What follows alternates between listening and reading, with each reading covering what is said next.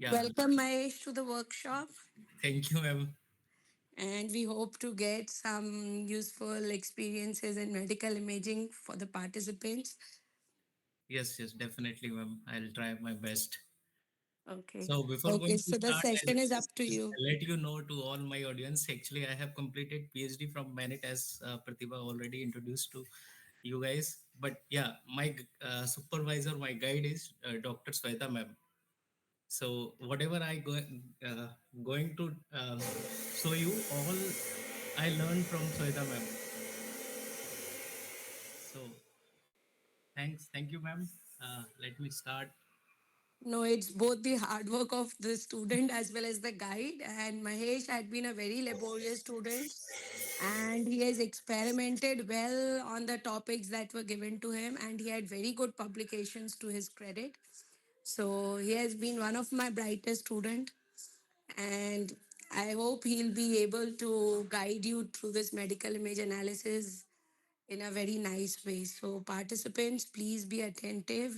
And please be interactive as well during the sessions and ask questions or about the problems that you're working on. Thank you. Yeah, thank you, ma'am. Let me start. So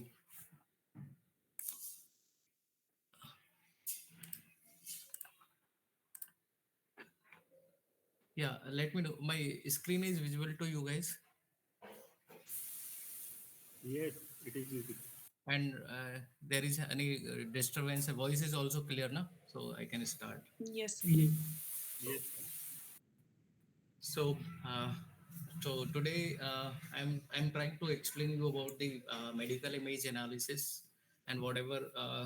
Mostly it is based on deep learning, and whatever deep learning progress so far has been made in this field, and some case studies that personally I have worked on those. So those I am going to show you guys.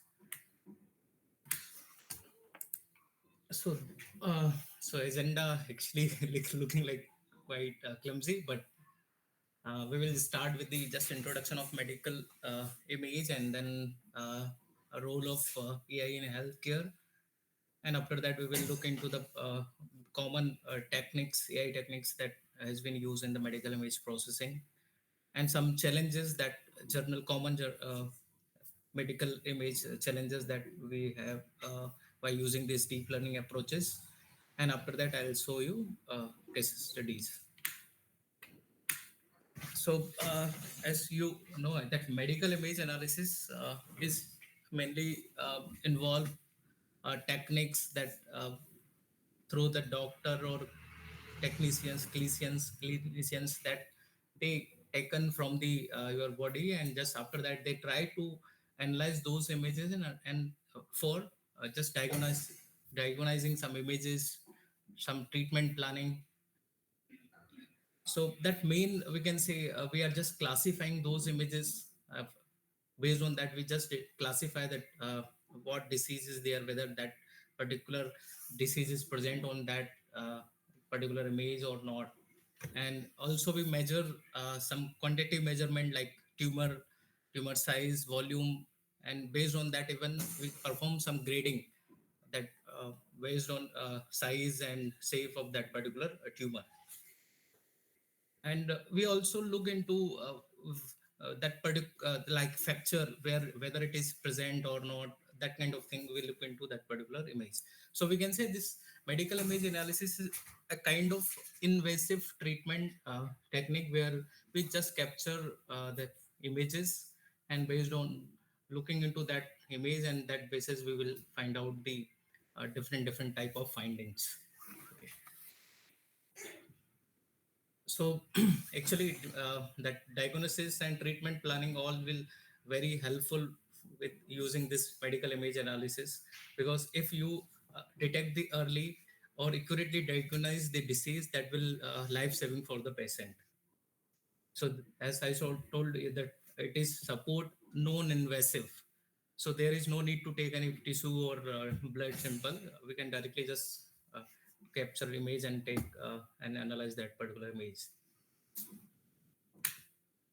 So as we know that there are different type of medical imaging techniques are there. So we can just say that X-ray, it is generally used for just like detecting fracture, lung infection, or even it is used for in the dental imaging also. And another modality is like CT scan or computed tomography that provide a kind of 3D views of internal organs, tumors, or injuries. As you know, we can say it's CT scan is also a radiology method that will capture the multiple X-rays of uh, body part, and that basis we will get the 3D view kind of analysis.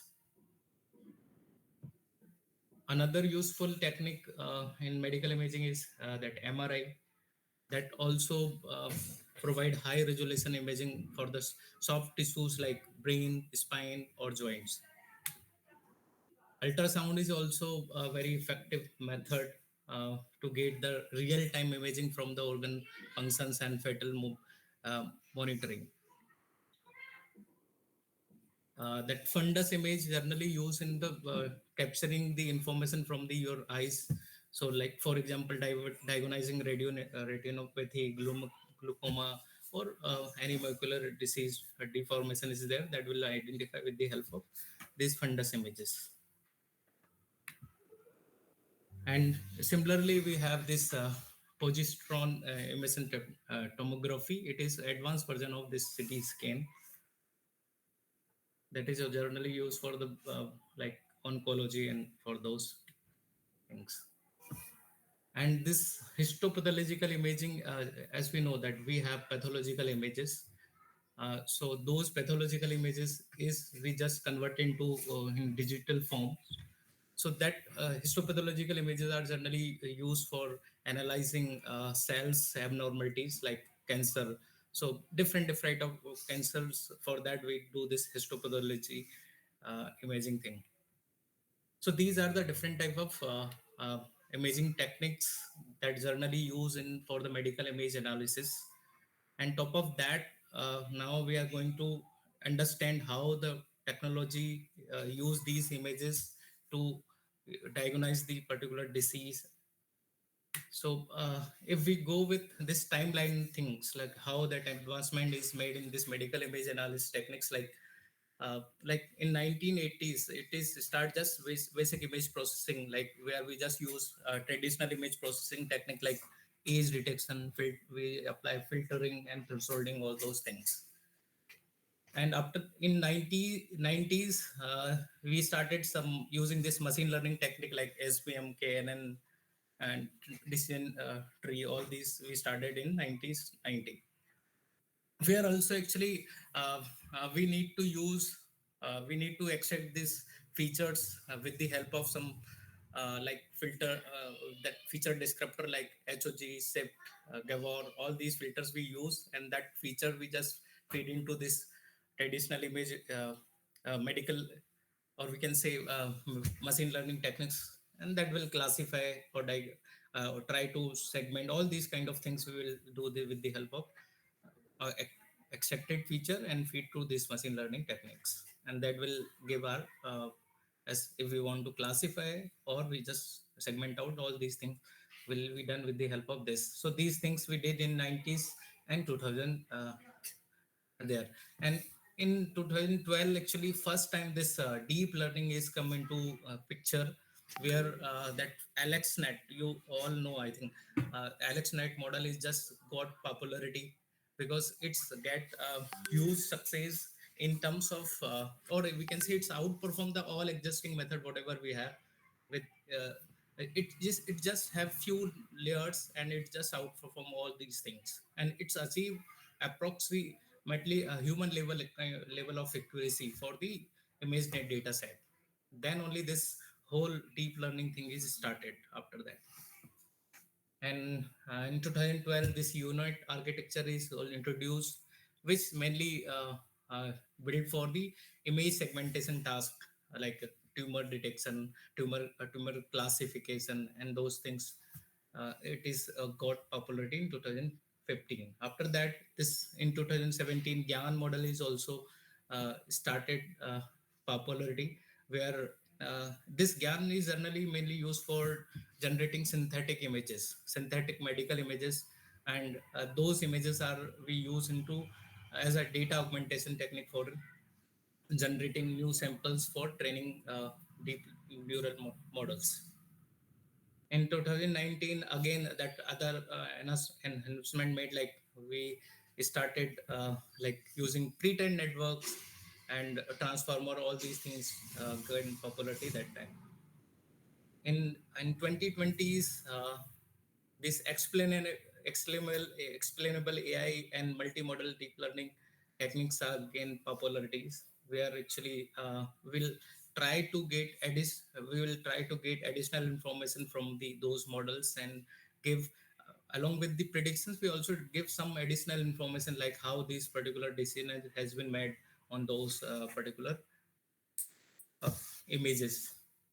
And right now, mainly people are focusing on this multimodal analysis and real-time AI assistant diagnosis, where we'll try to combine the information from the different source. Maybe we will took X-ray image and CT scan image for the particular patient and try to get in as much as multiple information from those different modalities and give more accurate results. That kind of focus right now people are doing. Now, let's discuss that role of AI in healthcare. So, AI actually use the concept of this machine learning. We can say it use all concept of neural network. And after that, it's we can say that after that, deep learning is come into picture with, and then this natural language processing. All these things we just combine and give a better results. Like for example, uh, for the single patient, we get some information from the electronic health record, and we also get some information from these models. Like maybe we use medical images. From that, we capture some information. So we combine this information and try to build a robust system will give appropriate results for the particular uh, disease. And actually, this AI enable precision medicines by personalizing diagnosis and treatment based on the patient data. Whatever data we have on that, we can just do personalization thing on that. And it also support automation of routine tasks, like allowing health professional to focus on that critical decisions, like routine tests for if some patient is admitted into hospital. So we need to routinely capture that vital of that particular patient, like temperature, their bps, and uh, or heartbeat. All these things automatically captured with the help of this uh, AI system, and report to particular uh, doctor, so that he can just no need to go there and monitor those things. That would automatically happen there. If something is happening, their vital is changing, that also automatically reported to particular patient, so he can just get immediate attention to that particular patient. So this also help us to such as diagnostic, drug discovery, and genome sequencing, remote monitoring, and robotics. All these, all where it's all over these AI is there in the healthcare. If we talk about the application of medical imaging, we can say medical imaging used for the detecting di- uh, diabetic retinopathy, for cancer detection, and for brain tumor detection, and also lung related diseases, like for example, we also use this X-ray images for COVID detection and pneumonia detection. Many things we can do with the help of this, and also different types of cancer, like histopathological images we can capture, and that use to detect the different type of problem in that particular things. So everywhere we can say in all over the medical image field, we use this have this application of this machine learning in medical imaging. This is just a high level of workflow of AI in medical imaging, where first we do this data collection. And in data collection also, we can say we do in the two part. We'll try to capture some images from the different source, from the different modalities like X-ray, CT scan, or from different places. We just capture that data, and after that, maybe during the capture, maybe that quality of that image is not good. We'll try to in, enhance the quality of those images. Maybe there is noise, so we perform some denoising things.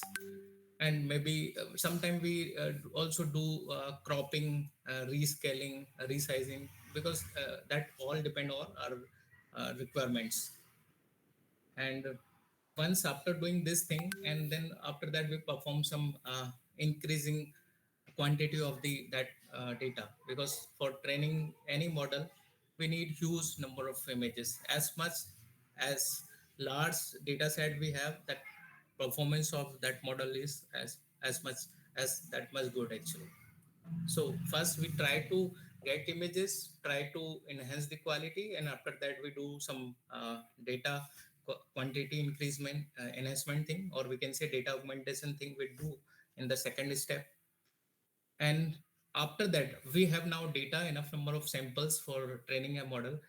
Before that we need to do another thing, data labeling, like because if we go with the supervised training of model, in that case we need to do this labeling thing. We need sample or label data for training those models or any machine learning algorithms.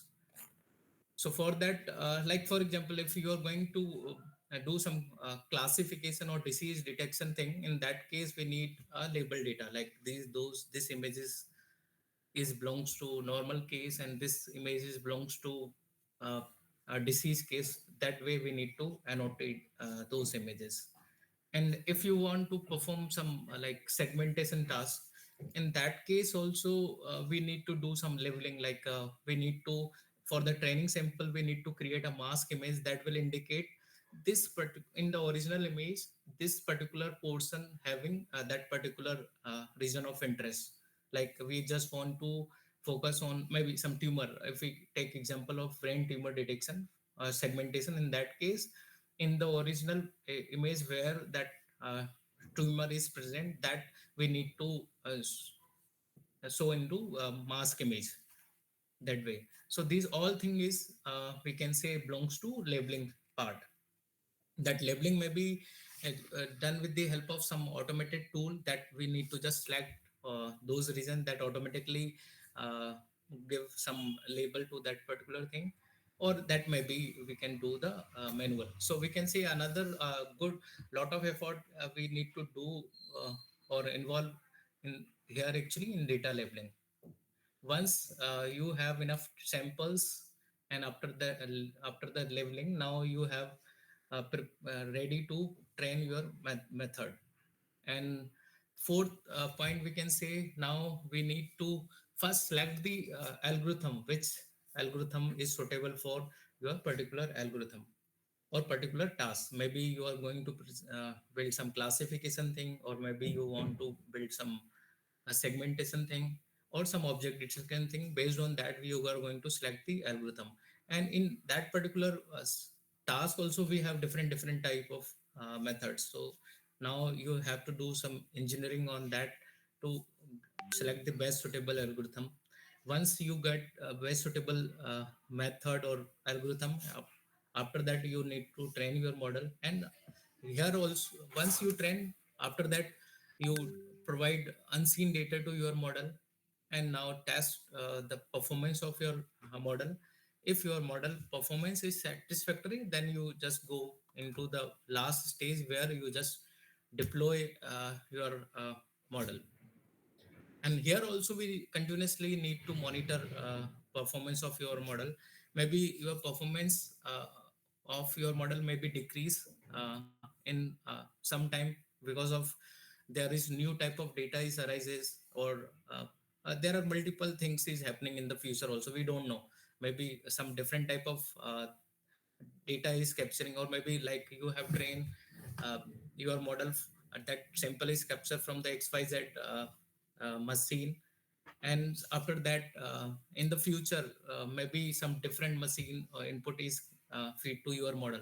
In that case we don't know whether that model performance is good or not. So that why we need to just continuously monitor the performance. If performance is not uh, uh, up, up to that level, in that case we need to do again retraining, and that way we can do the maintenance, and this overall cycle will work.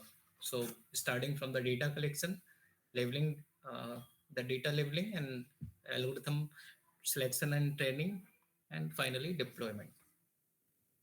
This is just an high level of overview for the medical image analysis. So far, any questions for any person? Please let me know if you guys have any query on this particular thing. Sir, can you give some real example in medical? Yeah, definitely. Actually, let first cover this introductory part, and after that, once I'm going to show all real examples, all case studies. So I'll discuss that part. Okay, in further slides. Anything else?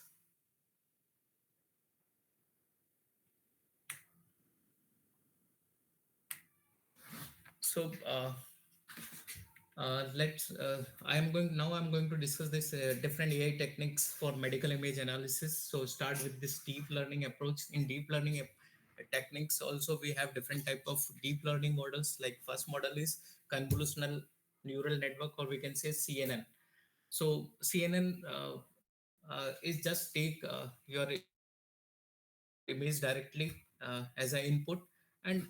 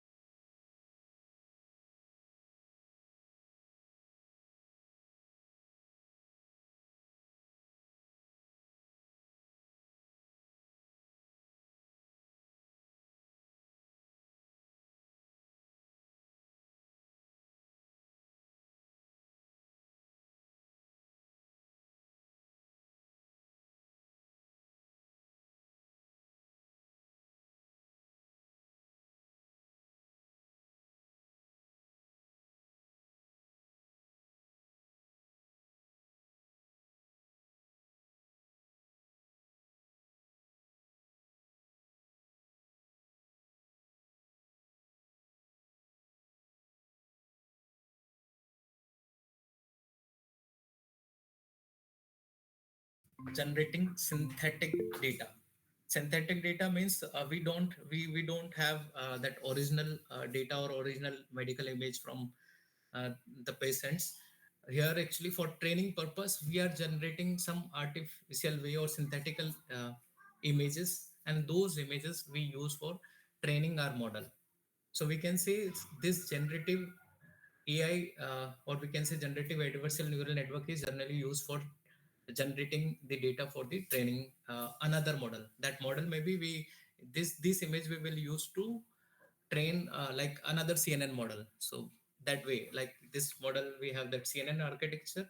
For training this model, we will generate some synthetic image, and so here with the along with the original image and synthetic image, we combine together and feed to our model. That on that model will learn those properties, and for once model is trained, and then just after that we will provide some real images, and that will do the decision based on that.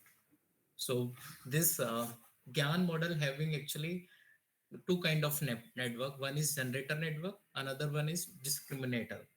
So generator model main task is to generate the fact images or synthetic images.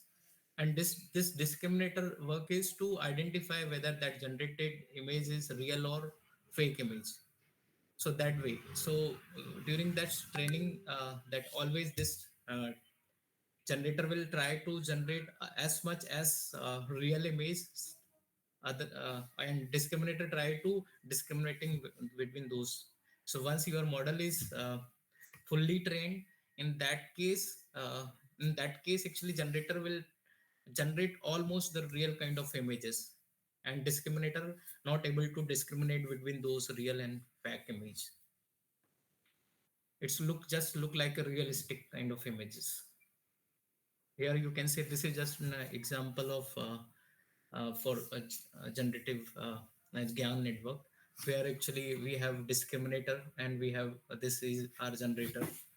So here actually we have this is our real image and mask image, and this is we can say these two samples are real kind of sample, and these, and here we provide some it or take some noise image. Based on that noise image, it generate the try to generate similar kind of image as we have real image. Here you can see this is these two are or real images, and this is generated images by with this generator. And here actually discriminator just work like a classifier kind of uh, model that will just try to distinguish between this real and fact. Once your model is trained, and after that we will generate n number of different type of images. Uh, and those images we will use to for different tasks. This is actually this particular pipeline is showing this generated images is used for the segmentation purpose. And we can say we have generated some different images of histopathological images, and those images we feed to this unit model for the training purpose. And once uh, training is done, and after that even this unit model is able to predict this nuclei. So you can say, if I show some I'll give some different overview of this, how what image is this and what we are trying to do in this particular thing. So here these images are actually from the histopathological images, and our main objective is to segment these nuclei. You can see this dark kind of structure is present into these images, and this is, we can say, this is real real or segmented kind of annotated version of that particular same image. So this annotation is done by the manually, but after training overall process, we just feed this image and this model will give us this kind of mask or predicted mask to us. Or we can say it segment out the region where the nuclei is present. So you got that example. This is showing how synthetic image is generated with the help of this generated adversarial neural network. Okay, so these two major deep learning approaches we use, and after that, now I'm going to show you some key tasks that actually we did will use to done in this medical image analysis. Like first one is image segmentation. Image segmentation task is generally used to segment out the region of interest. Region of interest, for example, we have a brain image, and from that we just identify a tumor. And previous example, as I shown you, in histopathological image, where we just want to segment out the nuclei. So that kind of task where we just identify or segment out the particular region, we use this image segmentation models. Okay, our image segmentation thing. So there are different applications like tumor boundary detection, organ segmentation, lesion analysis. All these things will come into this image segmentation category. For that, already told, we have different type of architecture or deep learning architecture for doing this task. Is one is unit plus plus. Unit plus is, we can say, it's advanced version or of this unit model only. And deep lab, all these models are related to this image segmentation task. Second one is object detection. In object detection, we just apply. some bounding box, or we can say in the entire image we just highlight this portion is region of interest. Okay, so we can say identifying specific region of interest in the medical image. We are here actually, we are not segmenting out, we just putting some bounding box on over the that region of interest, so anyone can see. Like for example, if in a image we have different type of object, maybe there is trees, ground, grass, and top there one dog is also there. So we need to just identify the dog region, so where we just put some rectangle box top of the that particular on the dog, or so we can say this is our region of interest. So for if we discuss the application thing, so we can say locating tumor, detecting fracture in the X-ray or CT scan. We just give this part is we have some abnormality. There is some fracture that can thing we do in this object detection. And for this, for object detection, we have this YOLO model. You look once, you only look once. This YOLO model is there. This is actually a real time object detection thing also present in this YOLO. So you just give image, it automatically just give you where is that region of interest. And we have another model, architecture is faster RCNN, that also used for this object detection. And third task that we generally use in this medical image analysis is classification. Classification, we can say just categorizing the image into different classes. For example, we have image, we need to just identify whether that image having some particular disease or just healthy or normal kind of image. So giving predicting label like healthy or disease, this task is, we can say it's classification task. And applications like disease detection in radiology, histopathology, all type of images we can feed to this model, they will classify as per our requirements. Example models we can say like ResNet is there, LXNet is also made for this classification only, and we have VGG19, DenseNet. There are InceptionNet. There are a number of models available, publicly available actually, for doing this task. We can just directly use those models, give our image, do some basic fine tuning on that, and that will give your desired output. Now, let's discuss this challenges in medical image analysis for particularly for applying this deep learning approaches on that.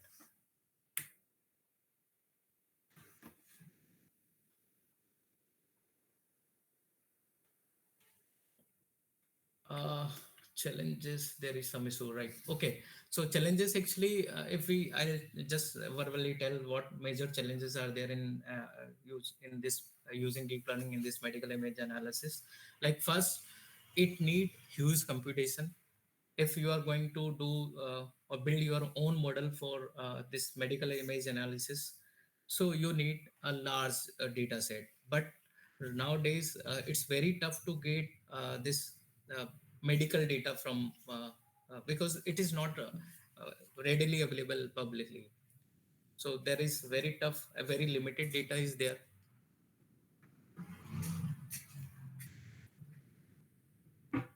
And after that, actually, if you got some images, but uh, that labeling of data is also very critical here, because for labeling that medical image or always need an expert, because an radiologist only can tell whether this image is normal or not.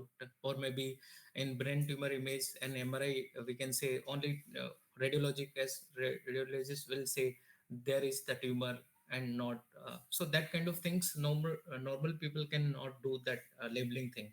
For that, labeling is also very challenging in this medical image analysis. And as deep learning model already having I said it need a huge data set, huge computation. If you don't have huge computation power, in that case you can't train your model. So these are the major challenges actually in medical image analysis for deep learning approaches.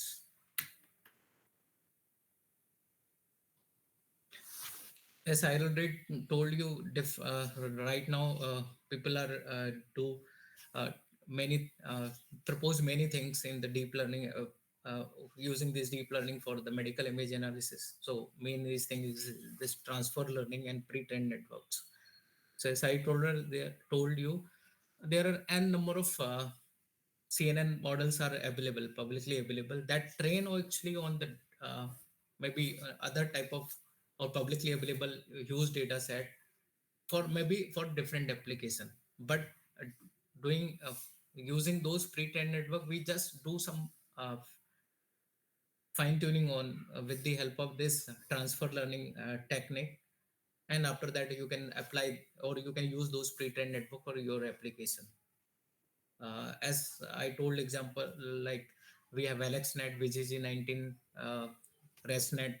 There are many model of this ResNet also, ResNet 50, 150. Many models are there actually, and ExceptionNet, with AlexNet, this DenseNet. Many networks are there. All these are trained on this ImageNet data set, and that data set is very huge actually. So if we want to use that model, we can just take that pre-trained network, and on that actually, with the help of this transfer learning, we can do some fine tuning, and we can do a classification or whatever task we want with the help of this thing. As I told, another good advancement that in the field of deep learning is this generative adversarial neural network that also generates synthetical images. If you don't have enough number of sample, you generate some synthetic image data with the help of these GANs networks. And third one actually, that recently advancement made on this deep learning is this explainable AI thing, XAI. This actually give us whatever decision actually made by this deep learning model, it gives some additional information, and it's give, we can say it's earlier actually that clinician or doctor is hesitate to take those this decision because of some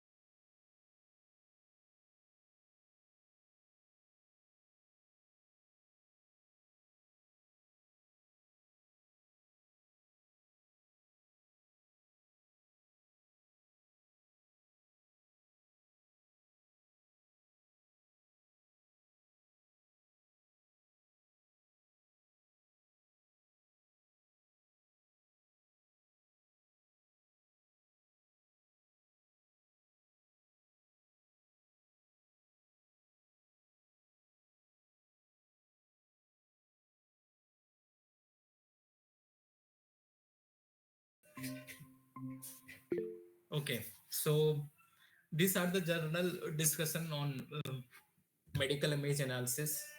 Now we'll start on look into this different case studies or real examples of this medical image analysis using this deep learning approaches. So I'll just first try. I want to show some demonstration for here. Actually, I have some images, X-ray images of COVID-19, and our task is to build a deep learning model that will classify that X-ray image into COVID-19 or normal.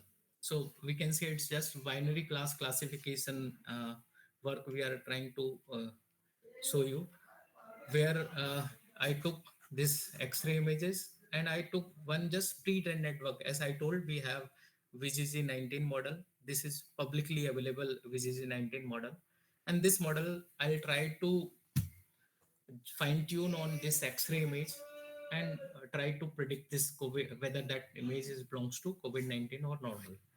So let's go to that particular notebook.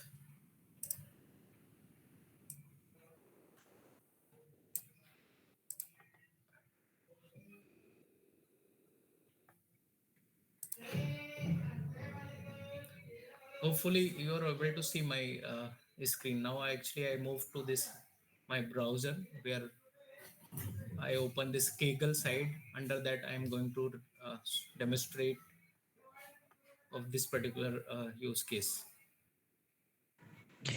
Mahesh, you can just zoom it because these notebooks, when you open now, the Mhm. text looks very small on the screen. So Okay, just zoom it and then it would be visible sure, probably. sure, ma'am, sure. I'll try. Can you zoom it from the website there, from the Chrome settings? Yes, from here. Yes, exactly. Okay, Now it's more visible. yes, yes.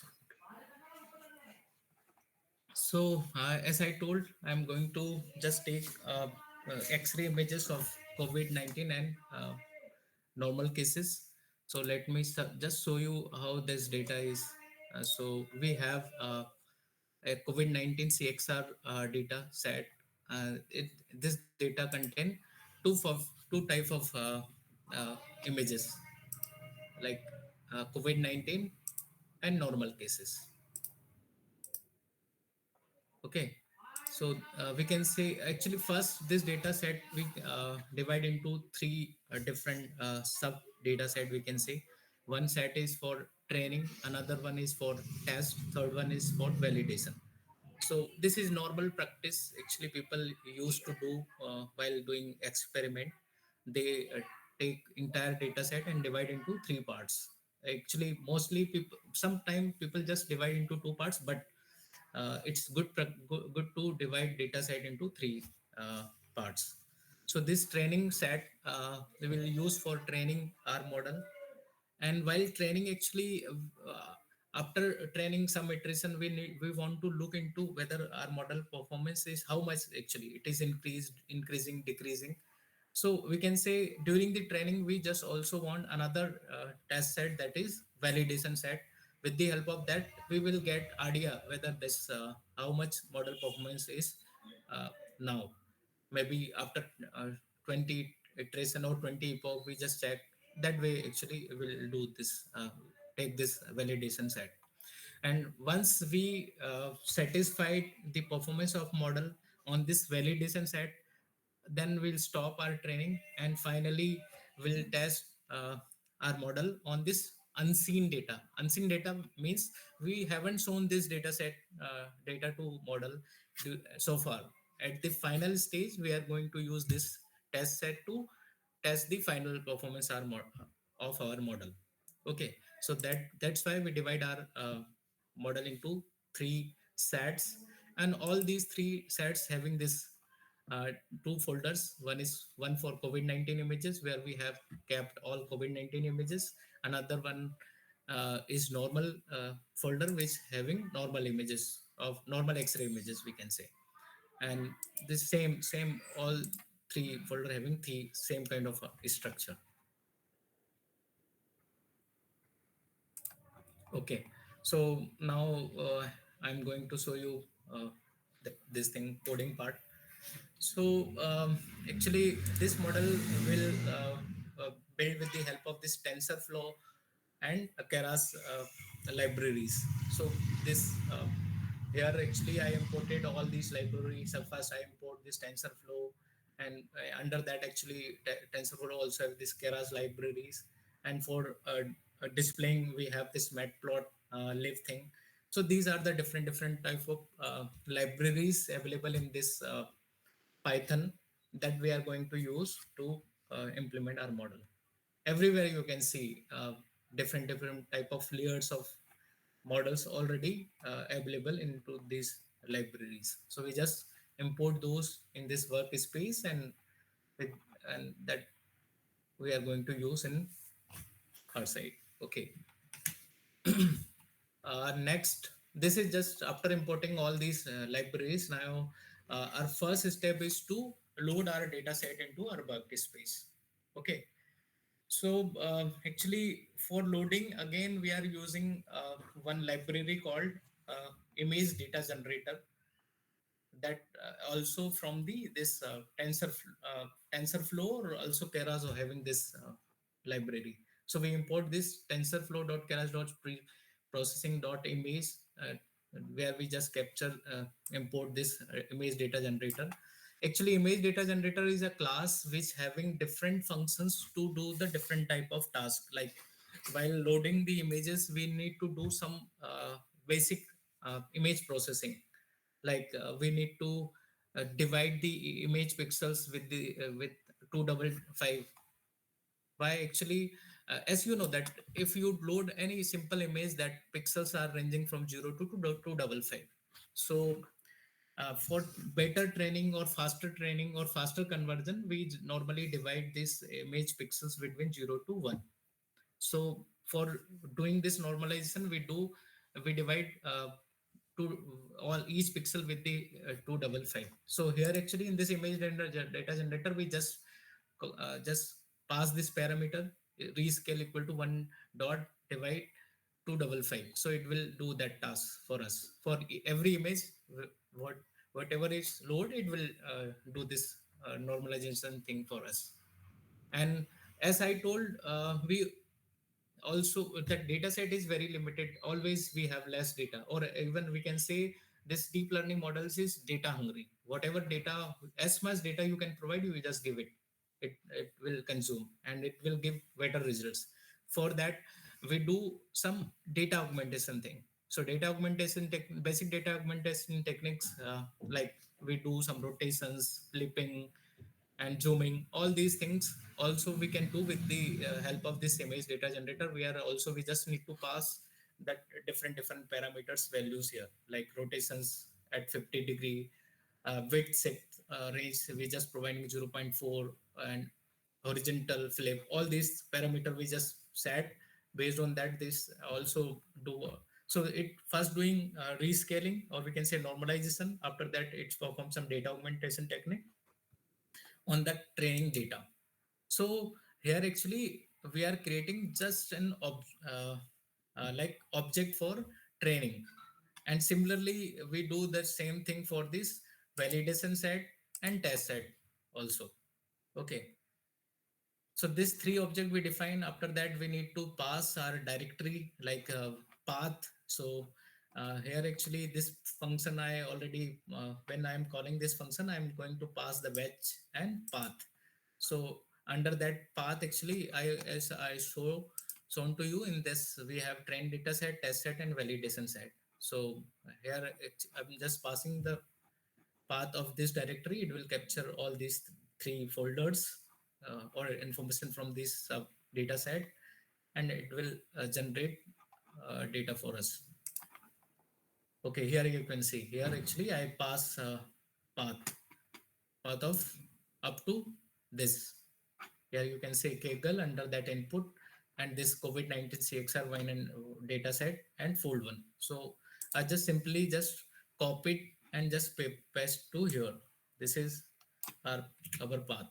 Okay, and after that I just call this function where I actually pass batch size. I just kept here 16, and this path as I copied from here.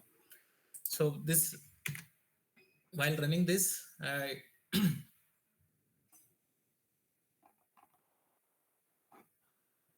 just a minute. Actually, this let me tell you some brief on uh, this Kaggle side. So Kaggle is actually providing notebooks, and under that, it's also giving us a computation. So whenever you want to use this Kaggle, you just upload data here. Actually, here option is there. You just whatever data set you have, you just click on the. First, you need to create an account, and after that, you, there is option of coding. You just select that. You move here, and after that, in this notebook, this kind of UI you will get. Here you can just upload your data set. And for computation, here it provide different type of options. Like it is directly giving you a GPU and TPU also.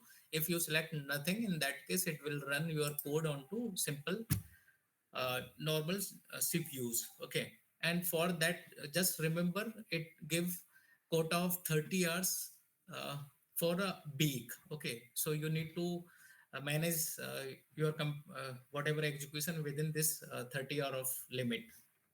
Okay, whenever you are not using, you just stop. And so there is option always start and off kind of thing. So you just start and stop that way. So let again I'm moving to, so yeah, I executed this function. This will load my data set into this workspace. And here also giving some information like it found 1180 images that is belongs to two classes. This is actually for trend set. And this images from the this test set, and 160 images into actually validation set. This is showing total combined images from that COVID-19 and normal case. Both cases actually total images are there, this much onto each set. Now we have data set.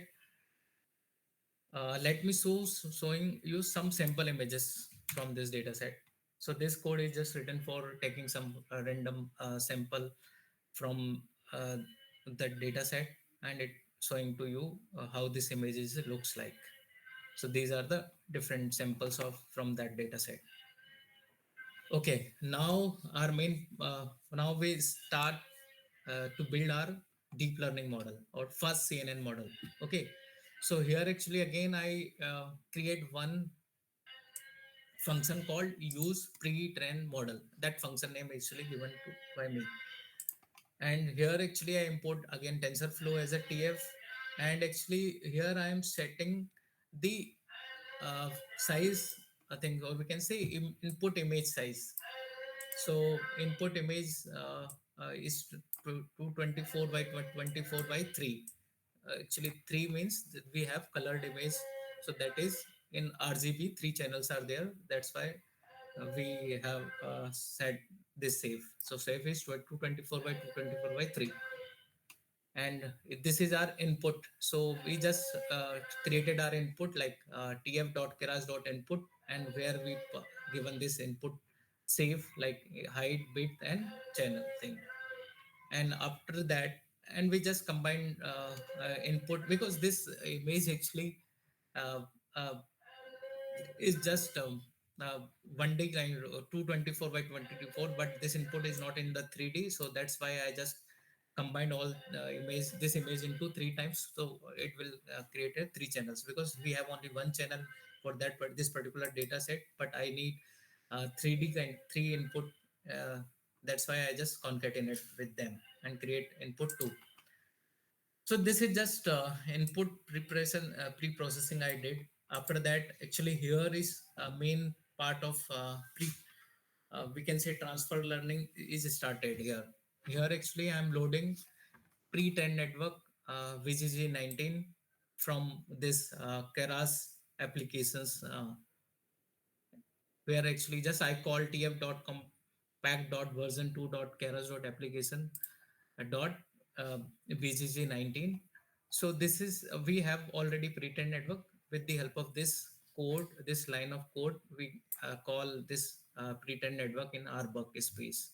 And here actually whenever you are going to use any pre-trained network for your application, you need to do some pass some uh, parameters. Like you need to always make this top layer of that BGG19 as a false, because as I shown you in that previous diagram, where actually top layer is generally used for making decisions. Okay, but this BGG19 is made for different application, where a number of classes and that application is different. So we don't want to use that thing. So we want to build this model for our application. In our, for example, that application may be having n number of classes, but for my case I have only two class, COVID-19 and normal class. So that's why I'm just making false as this top layer as a false. Okay.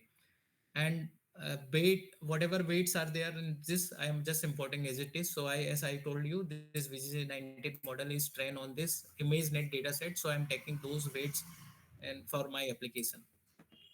And after that, input tensor, you just create pass as a none, and save of that save we created 224 by 224 by 3 that we are passing here, and polling layer none, that this way actually even this class is for our case only two, so we don't need to pass anything here actually.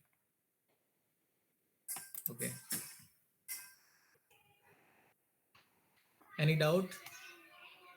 So this way, I'm just importing pre-trained network in my workspace that is now uh, in this base model is created now. And actually, this model is already trained. So while we fine tuning, I don't want to uh, change this weight, or already pre-trained weight. I don't want to modify. So that's why I'm just trying to freeze the weights, whatever it is I loaded here.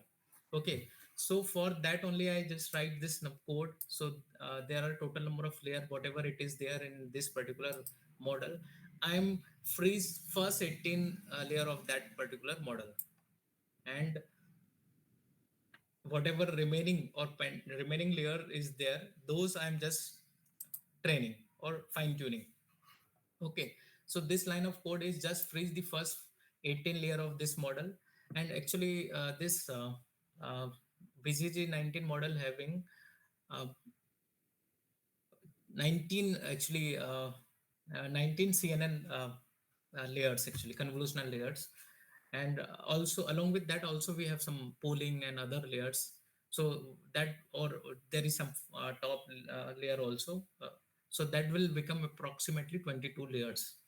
So on that, I'm just freezing that first 18 layers, and uh, remaining two or three layers actually I'm going to fine tune here. Even I already make false this top layer. So I think there is only left three layers that I'm going to fine tune. Along with that, actually, I'm also adding some additional layers. So this code is just for you importing or finalizing this RBase pre-trained network. After that, now I'm going to create my model. Under that, I am passing this initial, or we can say base model as a initial layers. And top of that, I'm adding some new layers, like one is that cov2 means convolutional layer.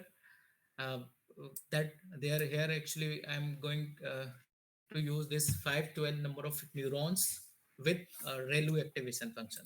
So this is first convolution layer I added. After that, again I am this way this first whatever layer is present into this model, that I am directly using. And top of that, I already added these four layers. Two is just the convolutional layer. After that, I added this global average pooling layer. And finally, for decision making, I'm using this dense layer, where actually I put number of neuron 2 with softmax activation function. So anyone can say why I used here two neurons only. Here actually in this particular area, I use 512, and this place I just use two neurons. Why?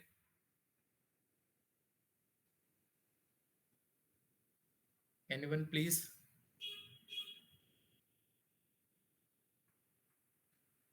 Okay, so let me tell you. Actually, I'm going to build a model for two classes, like normal versus COVID-19. So that's why I just want to predict two probabilities here. So that's why I took two number of neurons, one for normal, one for COVID-19. So let me execute this cell of, and yeah, here just model definition or model definition is now done. Now I'm just calling that model. and let me show you how that model is look like. I'm just generating summary of that model that I created at the top. It is giving some error. Okay, I have not run actually. It Sir, I have a question. yes, yes. Sir, in your model, you have specified two layers that you have added after base model. So, sir, Mhm. is there any way to that how we decide that how many layers we need to add after the base model? Or Okay, you are saying these layers, right? yes, sir. Actually, these there is no any thumb rule for this actually. But for experimentally, you can find, as you know, actually, decision making is all depend on this top layers, right? If your model is small, so even you can, for example, if you are using ResNet 150, where actually number of layers are more with compared to this VGG19, because VGG19 is very small model. So what we can do, we just freeze, for example, there is 50 learnable layers, like 50 convolution layer in ResNet 50. So we can just freeze first 40 layer, and the rest remaining 10 layer we can just fine tune. In that case we don't need to add extra layers, because we are fine tuning uh, of that particular model itself, those top layers. Okay, but in this here actually why I have added, because I'm just want to show you we can add even new layers also on the top of west model. Okay, Okay, so sir. if you have a small or a small size model, in that case you can add even many layers here that you can just train from the scratch. Yeah. So it's like we have to decide based on our experimentation, right, Yeah, sir? experiment only, but I am saying what one assumption or convention we can take, if your model is having more number of layers, in that case, you just freeze, maybe you can just remain unfreeze like 10 or 15 layers from that original uh, model layer itself. Don't no need to add new layers there. Okay, sir, You just understood. fine tune those layers. Like I'm saying, there is 40, 50 layers. So just 50 layer you freeze, remaining 10 layer you just fine tune on your application. That way will also will get same kind of results. Even you can do some experiment. You just fine tune five top layers, maybe 10 layers, or maybe if your model is maybe sometime 170 or 200 layers are there in that. In that case, you can just fine tune top 50 layers also. That way, or because top layer only making decisions for your application. Okay, so And sir, that one more question, sir. Sir, why we have taken that softmax here as an activation function? softmax is just for classification purpose. Softmax is actually, we can say, it's just work like logistic regression. Logistic regression, that is just used for the classification purpose. So similarly, softmax is generally used in this deep learning model for classification purpose, because it take the features or from your model, it will Sir, can generate we use generate. sigmoid here? Please come again. Sir, can we use any other activation function here for classification instead of softmax? Yeah, but in deep learning, softmax is generally used. If yeah, we can just extract the features, and those features we even pass to SBM, CNN, KNN, any model you can just apply there. That is also possible. Okay, sir. Thank you. Yeah. Any question from other participant? Okay, let me move further here. So yeah, this model definition is now completed. Now I'm moving. Yeah, here actually I'm just showing a summary of my model that I created here. So I just call that function that mod. After that, I just run this model dot summary. So it will generate this how. So it is saying first, as I pass this BCG19 as a base layer. So it is showing BCG19, that is their parameter, how what output it is giving on that layer, like 7 by 7 by 512 size of output it is giving actually best model. And top of that I used two convolutional layer as I added here, these two layers. and their output and their as I am using only 512 neurons, so it giving that way output. Okay, and after that I apply this global average pooling, so it combine all output of 3y 3y 12 into a single flat kind of, or we can say flat vector it created of size 512. And this feature vector we just finally pass to this dense layer, or we can say softmax classifier.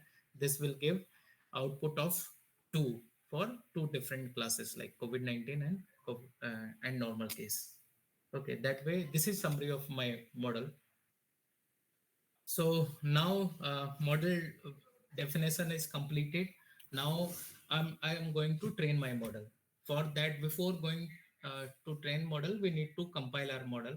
So during the compilation, we need to pass different things like what optimization technique you are going to use for the training model. So that thing you need to pass. So I am just passing in optimizer. I am passing TensorFlow crash loss optimizer as a RMS probe. So RMS probe is just optimizer for me. And after that, loss function we need to pass, loss function or cost function we need to pass. So here I am using cross binary cross entropy as a loss function for my this model. And here that performance and metrics also we need to pass on what metrics actually model performance need to be monitored. So that for that actually I'm passing here as a accuracy as a metrics for training this model. Okay, so three things actually I pass during compilation: optimizer, loss function, and matrix. These three things I defined here. Okay, and now model compilation is done in with the help of this line of code, and then I move to training. So for that we have function like fit function. Under that we need to we just call model dot fit. Under that we just pass our training generator, and we need to also tell how many epoch you want to run your model for in the training. So number of epoch here I just said 10, but it is very less. When you are going to build your deep learning model, you need to train your model for many more epoch actually, and you need to just always look into performance of your training, and based on that you decide how many epoch is needed to further training or not. Okay, and validation set also I'm passing, because as I told, training sample is used for the training your model, and validation set is used for just checking the performance of your model during the training. Or we can say with the help of that we just fine tune our hyperparameters of models. Like, okay, for that actually I'm using here these things I set up here. Okay, let me run it.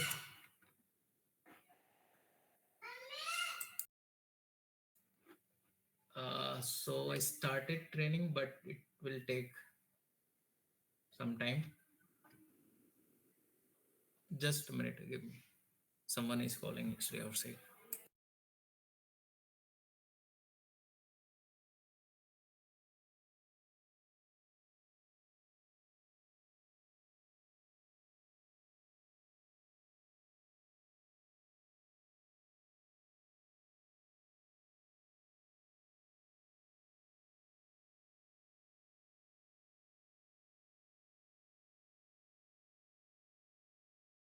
Hello, yeah. So actually training is started in this training. You just you can see here actually it is showing some output during the training, like it is showing a loss, accuracy, validation loss, validation accuracy. So it is showing this accuracy on the training set, and training this loss is showing for the training. And as I told, after some epoch or one epoch, I pass this validation set and test validation set, and I'll test the performance of model after one epoch. So it is showing after one epoch, it is showing 93.75%. Or loss is 20.2076, and just during training it is accuracy is increasing and loss is decreasing. So this is it always actually when your model is trained, and that loss will minimize and accuracy will increase. So this sample is very actually not a big uh, used data set. Even if this data set is not that much complex, it is easy. That's why I'm getting accuracy in fuse epoch only. And as I already told, I'm using pre-trained network. So I'm not training this model from the scratch. I am using only that pre-trained network. Already this model is trained on this ImageNet data set. So I'm just trying to fine tune these extra layer that I have added here, like two or three conditional layer. One is that Softmax. Yeah. Someone is saying something. One question. Yes, yes, please. You have used the command for training for fit.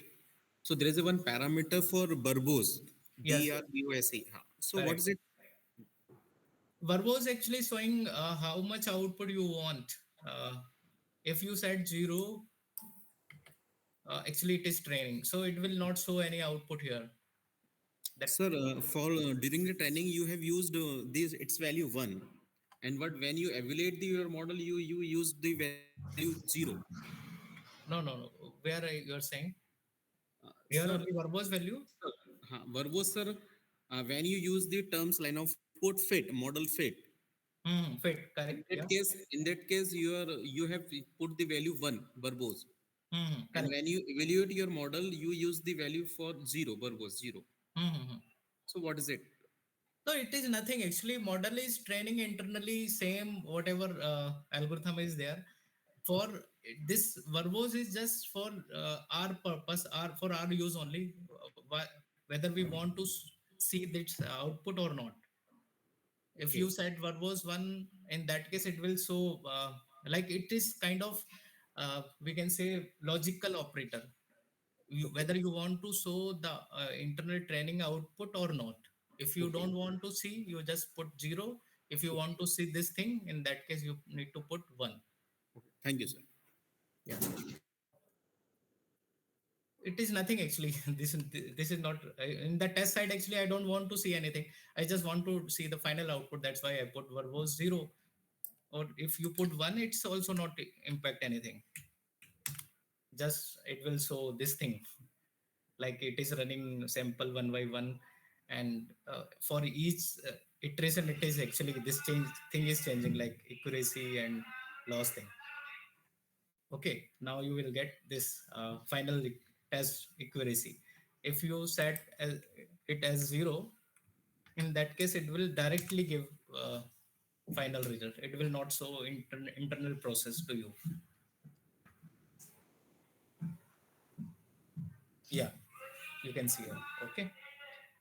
So yeah, this is our training thing, and here actually, after training, I just pass my test set to this model, whatever model is trained here, and for that actually we have this model dot evaluate, and this test set is passed, and it will generate this test accuracy thing, and that finally I print here. Okay, so my model is getting 0.0997%, or we can say 97% accuracy on this particular data set. Another thing, you need to see how your model is trained actually. So for that we have some plot, like here actually I'm trying to plot accuracy versus loss on the test set as well as on the validation set. So here you can see this is accuracy, and this accuracy, this green line, so the accuracy graph for training, and this is showing on the test set. Test set is not, we can't say it is a test set, it is validation set actually that we use in this during the training, because as you know, I pass this test generator and validation generator. So for that actually this plot is here. This is this way actually loss is changes, and this way actually accuracy is progress during the training our model. Okay, so this way you can check your performance of your model. And another other performance measure we have like we have precision, recall, sensitivity, specificity. That also we need to always try need to assess your model with the help of these different of metrics, because accuracy is not always a good choice for predicting the performance or showing the performance. So we need to have different type of evaluation metrics also, so that I am going to plot here.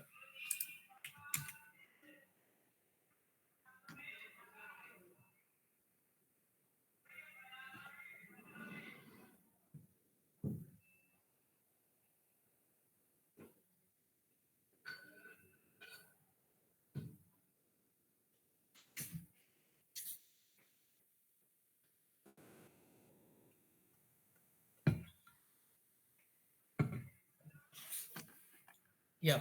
So this for other metrics of for this model is that it is showing sensitivity of 95, specificity, accuracy, and G mean. All these three different four different types of metrics it is showing here. Actually, this is overall report how thing is classified. It is total number, it is showing here. Actually, it is showing total number of support means total number of sample into that particular class. For example, for COVID-19 we have 109 images in the test set, and 228 into this normal case. And this is just showing precision, recall, and F1 score for the particular class. Here actually showing average or mean accuracy for all classes. And this is confusion matrix of for my model. Confusion matrix is so true positive, true negative, false positive, false negative, you know, that all those things. So here actually it is showing for COVID-19 it is classified truly positive 99 cases.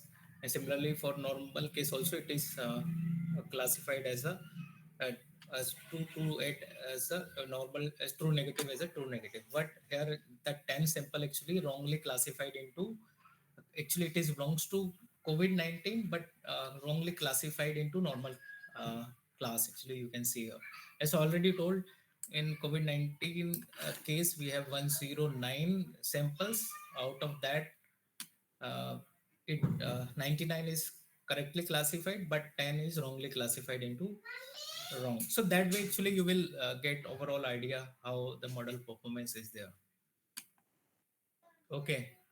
Another metrics that generally use into this medical image analysis are ROC curve. So ROC curve is again a curve between true positive and true negative rate.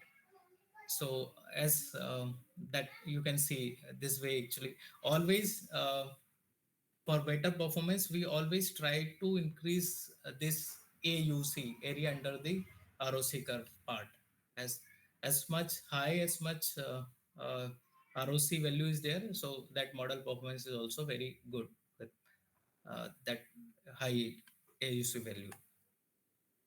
So this is overall all assessment and all model training thing is for this particular or we can say demonstration use case. Any doubt, any query for this? Otherwise I'll move to other part. So main thing, it is very easy actually. We need to just first need to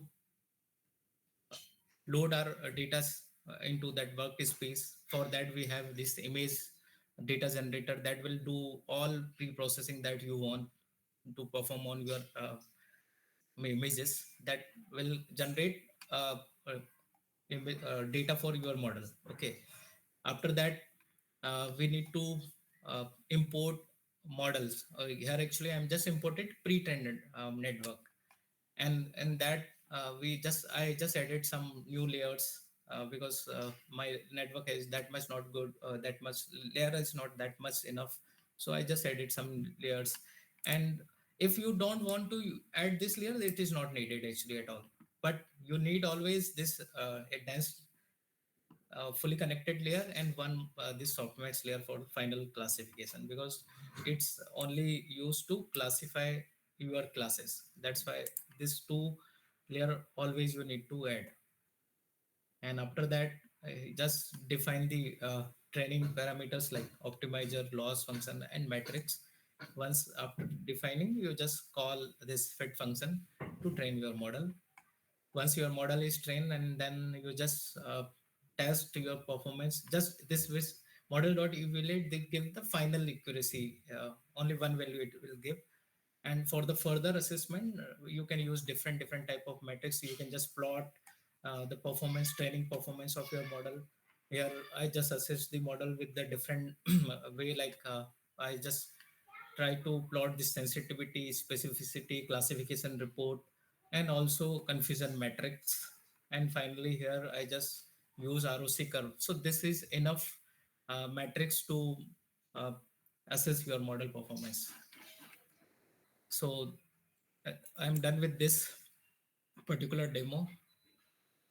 If anyone want to discuss anything on that, so otherwise I'll move to another case. Okay.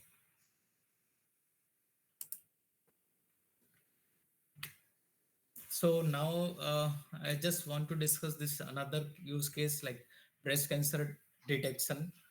So this actually ResHIS model we build uh, with the help of this ResNet 150 model. Actually, this model, as I told, ResNet 50 is again built pre-trained network that is trained on ImageNet dataset, but we have used that ResNet 150 for our use case and do some modifications. And that model name we actually uh, just propose as a racist model or racist model for breast cancer diagnosis from histopathological images. And this task actually we also try to do some other technique to generate data or for data augmentation to increase the size of the data set. So that two things mainly I'm going to show in this particular use case. So actually just this is the some sample images from that data set, where you can say these are the histopathological images of the cancer, breast cancer images. So here actually this there are some, these images are having different challenges like there is some cell overlap between these cells, and even that color distribution is not evenly distributed. Some images are very dark, sometimes some are very light, so it's that also very problematic. uh, there is some blur, heterogeneity, many things are very, this kind of major challenges actually in this particular type of image, when actually it is very tough to distinguish between the benign case and malignant case also. I saw those samples too, with even human can't understand, only expert can understand what image is for what. Okay. So as I told, we propose this REST model, where actually this model is totally inspired with ResNet 50 model, where actually we do some additional changes like in this proposed model actually we have 152 total number of layers, where 13 residual block, or each residual block contain some CNN, we can say convolutional layer and pooling layer in that. So we can say there are total 46 learnable layers, or we can for learnable layers means 45 convolutional layer, one is fully connected layers.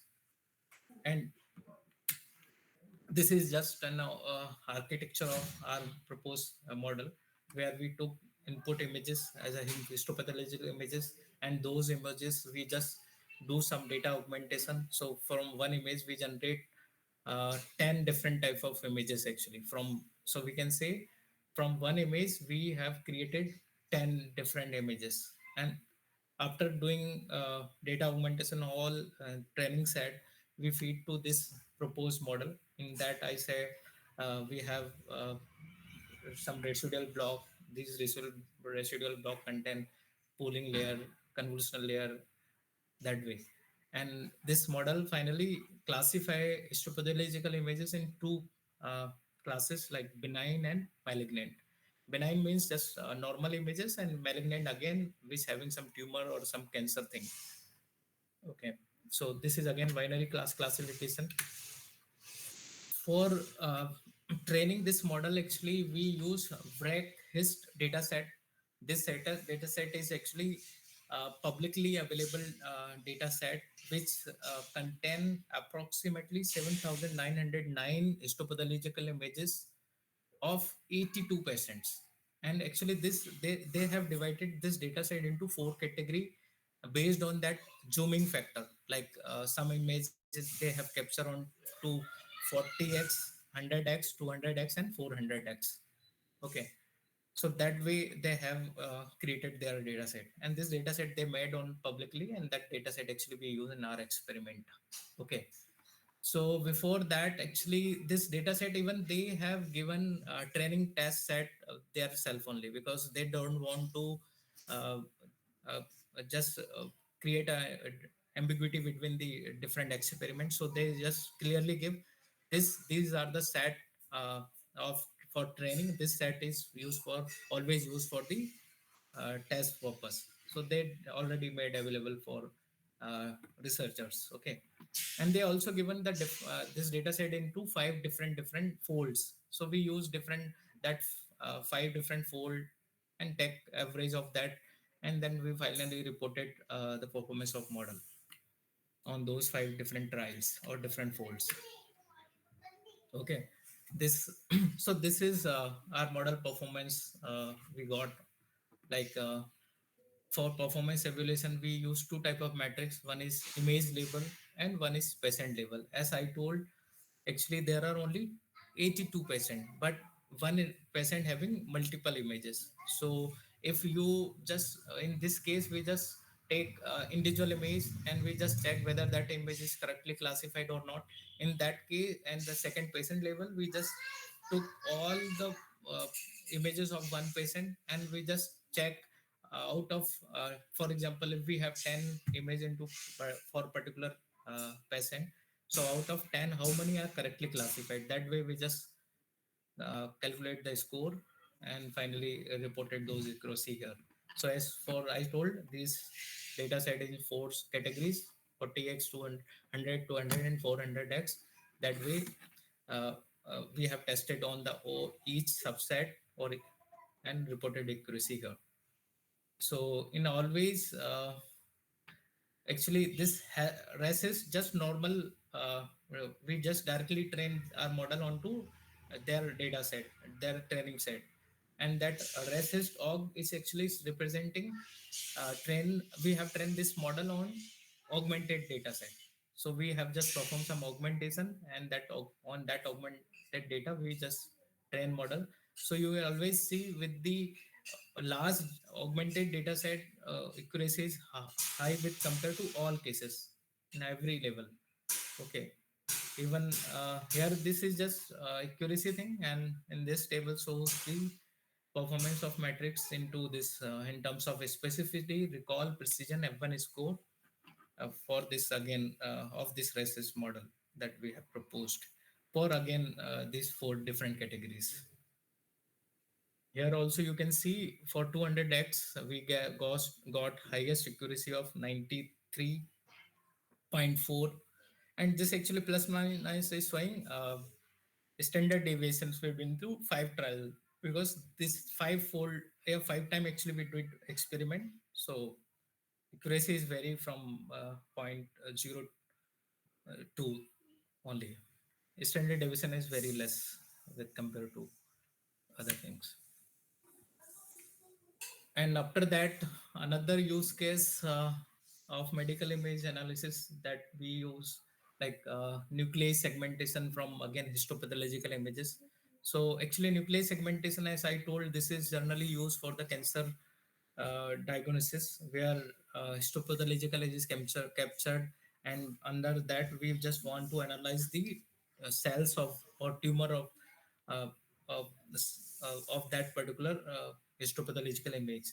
So for that actually how earlier people pathologists just visually examine the histopathological slide under that, under the with the help of this microscope, and just try to capture or some cancer grading and diagnosis thing.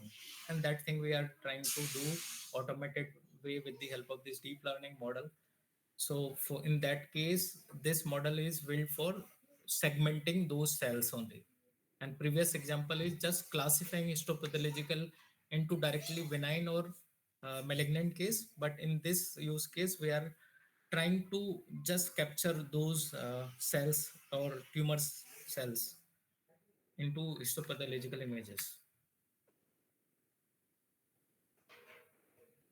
Okay, so as I already told, this example is showing two type of deep learning model things.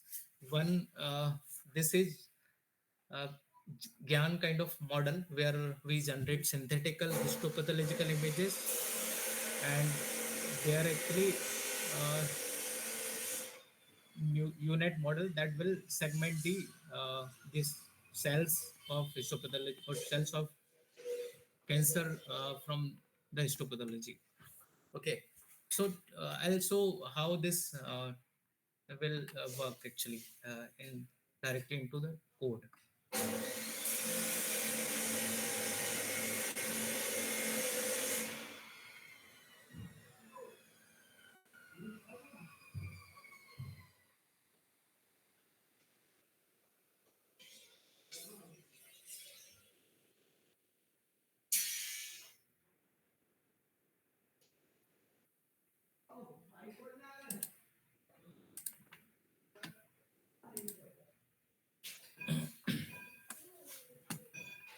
Let me stop this because it is saying this session is already running. So now it will start. Okay, so I again move to this Kaggle website. Under that, my example is already loaded.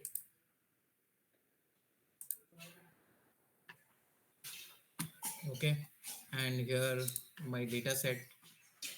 Actually, this data set has token from this mono SAC, actually multi-organ nucleus segmentation data set that is actually provided with one of researchers, Kumar.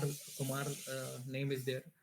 They created this data set for nuclei segmentation, and they share this data as a public for research purpose. So I have taken that data set directly, and you can, if you want to download this data set, you just search for monosec. That will it will give you uh, actually Google will give you that location of that particular data set. Okay, and this data set is again we have trained into this three part. Actually, as I told, I already generated synthetical images actually here. So in this tutorial, I'm just showing two unit part. Actually, I'm not showing you generating part. I'm just showing segmentation thing here. Actually, my objective is main only segmentation thing here. So I already generated synthetical images. Those generated images I have stored into this train Gyan set actually. And this is our and this one is our my original set actually. So I have two type of train set. One is original, another one is generated one, and this is test set that is from directly from the original data set. So keep in one thing in mind, always uh, use this synthetic image for your training purpose only. No need to use this synthetic image into test set. Okay, so again, these are the this cell is just importing the different type of libraries from TensorFlow and Keras for building your model. Here again, you need to just do some setup like batch size, width, height of your and channel on your image. And here just I capture this path of your training sets. One time I'm going to train my model onto that original set and test on the test set. I have only one. And another time, another experiment, I will take training that GAN images. On that also will train our model for comparison purpose. Okay, so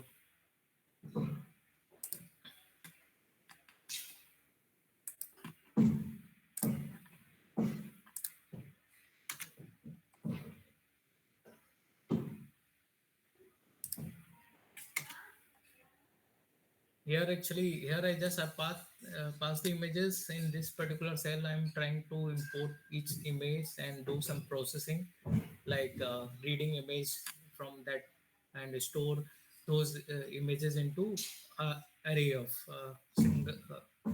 I'm just creating array training X train or with array of all images. And similarly, by trend, it's that is from the mask. Actually, for segmentation, we need two type of data, two type of images. One is original image, another one is mask image. As in that example, you can see here actually for training always need two type of image. One is original and corresponding mask. That will say, actually mask will indicate where is that particular nuclei is present. Then only under model will learn which type of part, which particular location actually we want to, it need to be learned. That thing as as classification, we just directly assign the labels, like this one is normal, this one is COVID. And similarly for segmentation, we need to give label to each pixels. So that pixel labeling we did onto this mask image actually. So we always need to pass two images for segmentation model.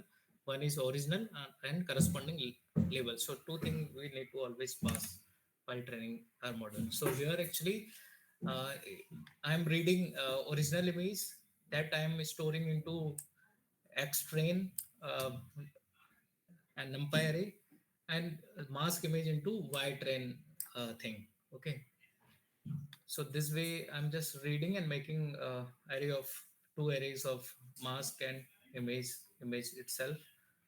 And similarly same exercise I did for the test set also. So once actually I already run, so I'll show output already to already present, otherwise it will take too much time. So after processing that, uh, you will get two type of arrays. And those arrays actually I'm using again that image data generator, where again do some things like uh, normalizing the pixels values and do some data augmentation. All these things I'll do with the help of again image data generator. And here is some sample images from my data set. Like this is original image, this is corresponding label or mask image of that same image. This is another original image, and this is a mask image of that image. This way. And before going to train your model, you need to zip label and original image together. So we'll pass one pair of image into your model while training, original image and mask image, that way. So this zip function will pair up all these mask and original image together.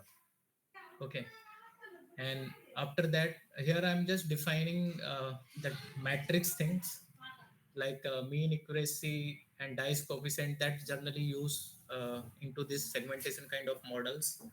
So these metrics actually operate on to pixel level actually. So here actually they try to get assess the how many pixels are overlap between two predicted one and original ground truth one. That way it is calculated. So these two metrics you just go into read more on this. So I'm just defining here.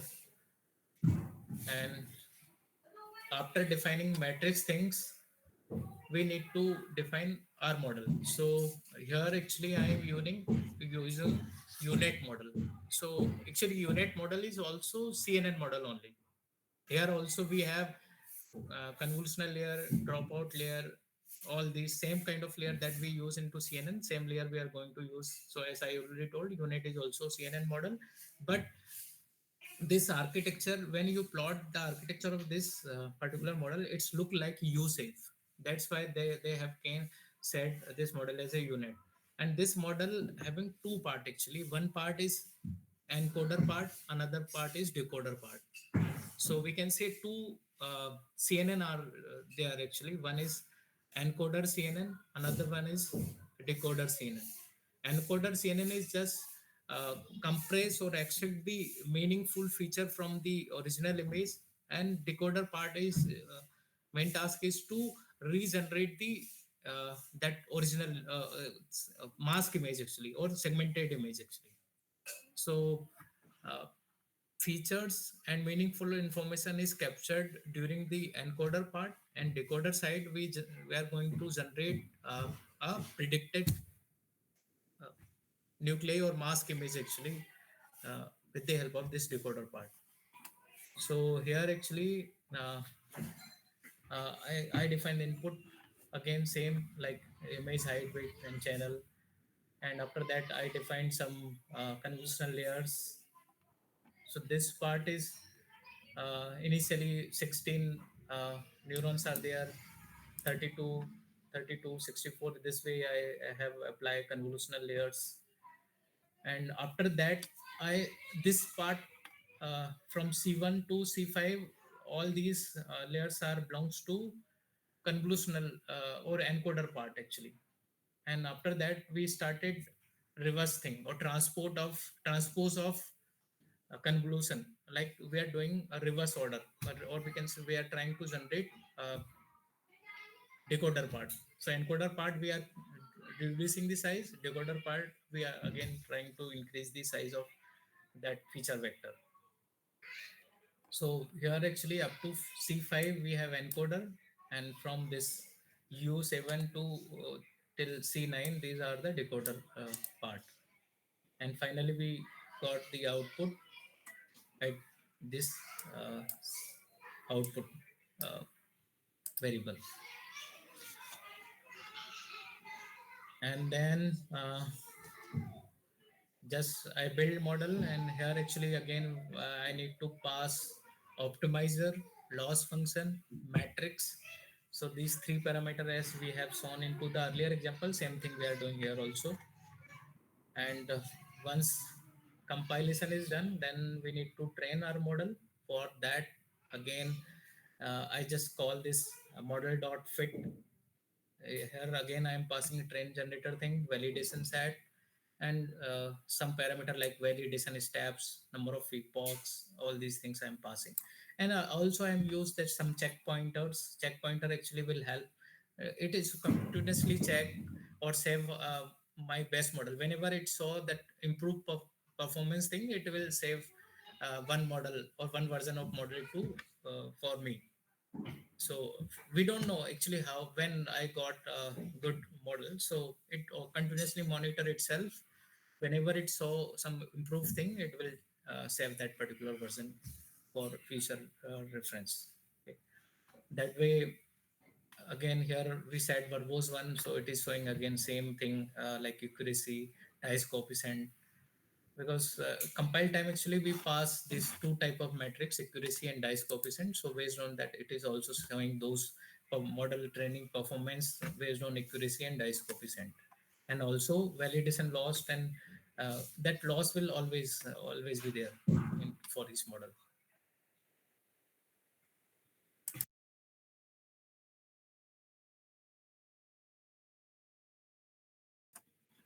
Okay, so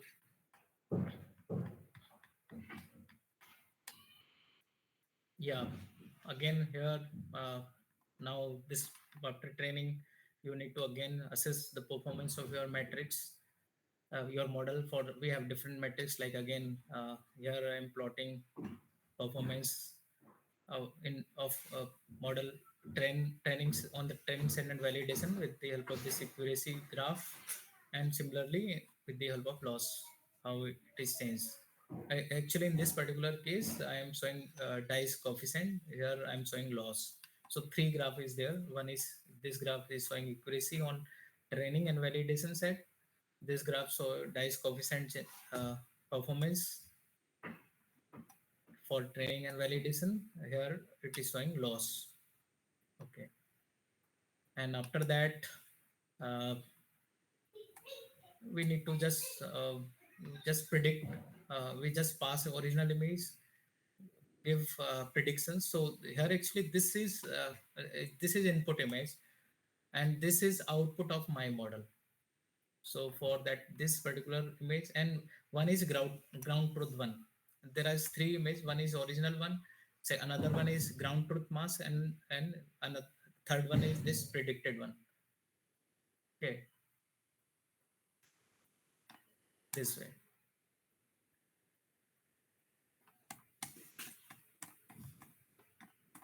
I hope it is clear to everyone. If someone any doubt is there, please ask.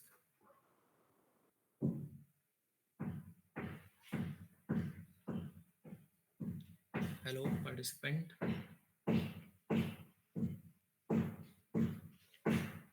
Okay, so in this particular example, we saw how unit can be uh, used for the segmentation purpose.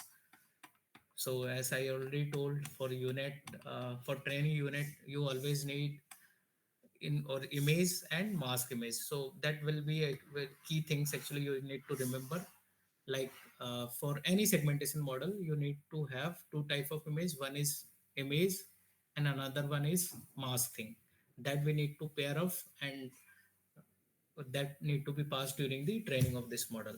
And for segmentation model, or take image as an input and also produce image as a output. So here we have only in input also we have image, and output also we have image.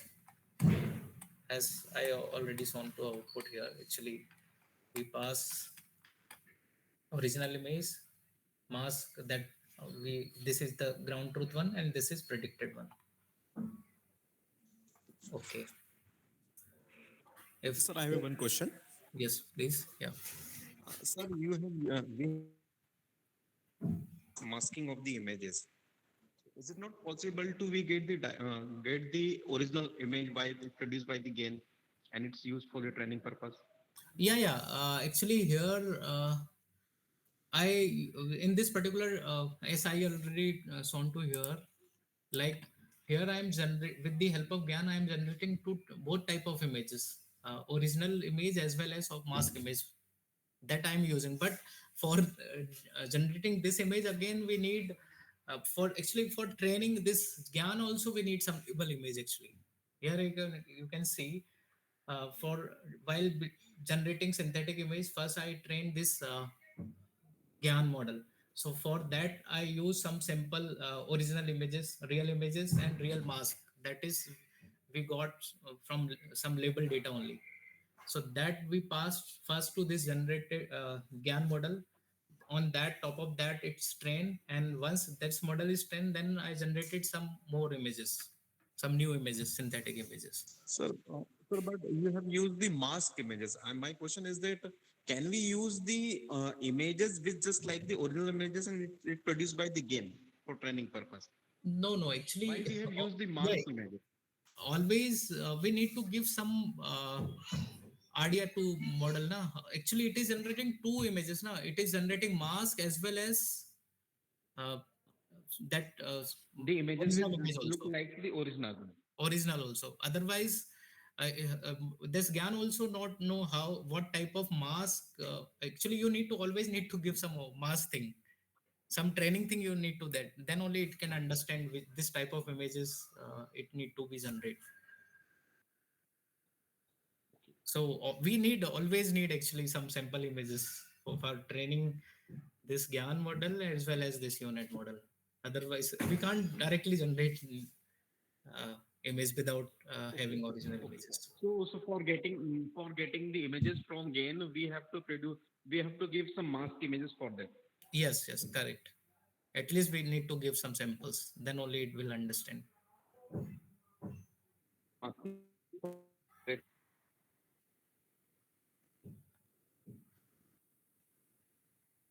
Sir, your voice is not clear to me.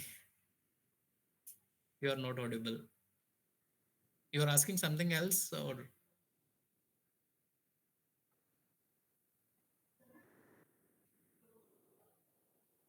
Any other question? Okay. Uh, Let me move to another use case. Actually, we also built one model called stacked CNN for COVID-19 detection from the X-ray and CT scan images. Actually, this work in that we have took both type of images, X-ray and CT, and both for that actually we have created two separate model, but structure and everything is same, but we have done training two times. I'll show how this model is built. uh, Actually this model is ensemble based approach where we have took a different CNN models and their predictions we combined with the help of another classifier, and uh, and finally this will predict the final results. So what I'm going to say you, it have you can see this architecture, you will get idea how this model is built.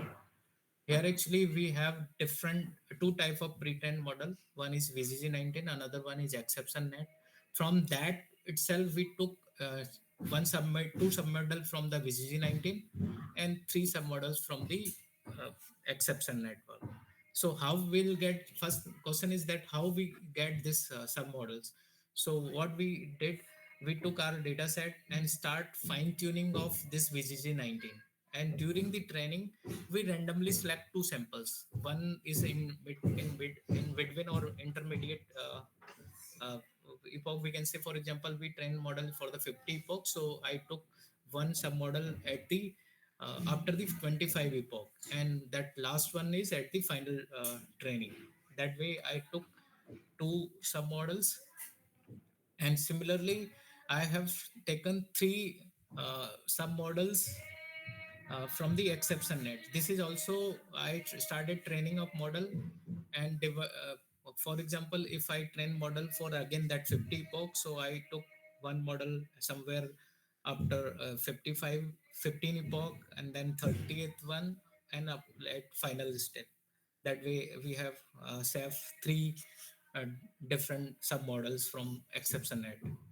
And this is once that model is generated, and these then we have again passed training samples to these sub models, and uh, give taken some output of or prediction from these five sub models, and that output we have combined in a feature vector. Like actually this model is built for three class classification, so each submodel will give three output. So from three output from this sample for this submodel from one image, similarly for the same image we get three output from this submodel. That way we will take all output, and we combined or concatenated these uh, outputs and create a feature vector of five, because three output from each, so we have five. So that way we got feature vector of 15 size. So that way we have for single image we get one vector of 15 size. Similarly for all training images, we again created this feature data set of this feature vector. And that using those feature vector, I again train this softmax classifier on that. That way it will combine the properties of all these five models for the final classification. And once this model is built, we just pass test set to this again every time to these five models. That output is then passed to this classifier, and this classifier will finally classify images into these different categories. That way this ensemble based CNN model is stacked CNN model has been built on for the X-ray image classification. And yeah, this is for X-ray, it's just nothing changed, everything is same only.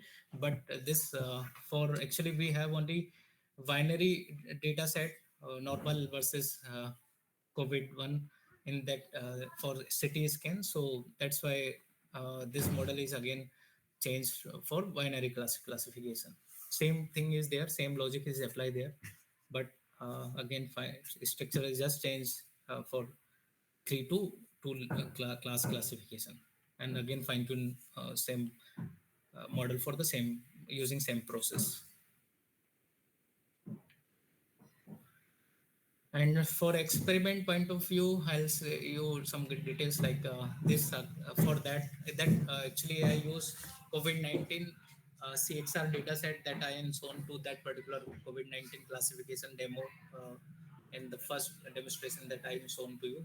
Where that same architecture, same data set we have used for this model also. And another data set actually that we have created, we have collected some CT scan from this Nobel Diagnosis Center from the Bhopal only. And so where actually we have a total 4,645 chest X-ray, CT X-ray, CT scan images of 65%, where actually 30 female candidate and 35 are male candidates. Are there. Out of that, actually, there are 36 patients are positive cases, and approximately 29 patients are from the whole healthy cases, or we can say no finding cases or normal cases we have in this data set. So we have experimented our method on these two data sets. And for that, again, I have divided data set into three parts, as I already told: training, test, validation, and this in the ratio of 70, 10, and 20. And also, this same process is repeated 5 times. So we can say we did five-fold cross validation here. Yeah, you can see this is the step. We have taken data set, split into 10 validation set. In first fold, we have first these 3.5 in the training, that 10% we have put into validation, and last part test set, 20% we use in the test set. In the second fold, actually, we have took first 2.5 in the training and last one, and this middle third one we again split into for the 10% for the validation, and this second last we use test. This way actually we have changed every time our test set and training set and validation set. This way we have done cross validation thing. So this process actually showing cross validation. So generally during the experiment we have to do this cross validation things. That logic, that experiment we have using during our experiment. Here is the some model performance things shown into this table, where again we have performance measure. We have used the sensitivity, specificity, accuracy, that positive predicted value, and AUC thing. Okay, and after that, now I move to yeah, this use case is quite interesting actually. You can see this title as this work of as a uncertainty aware convolutional model for COVID-19 detection for X-ray image classification.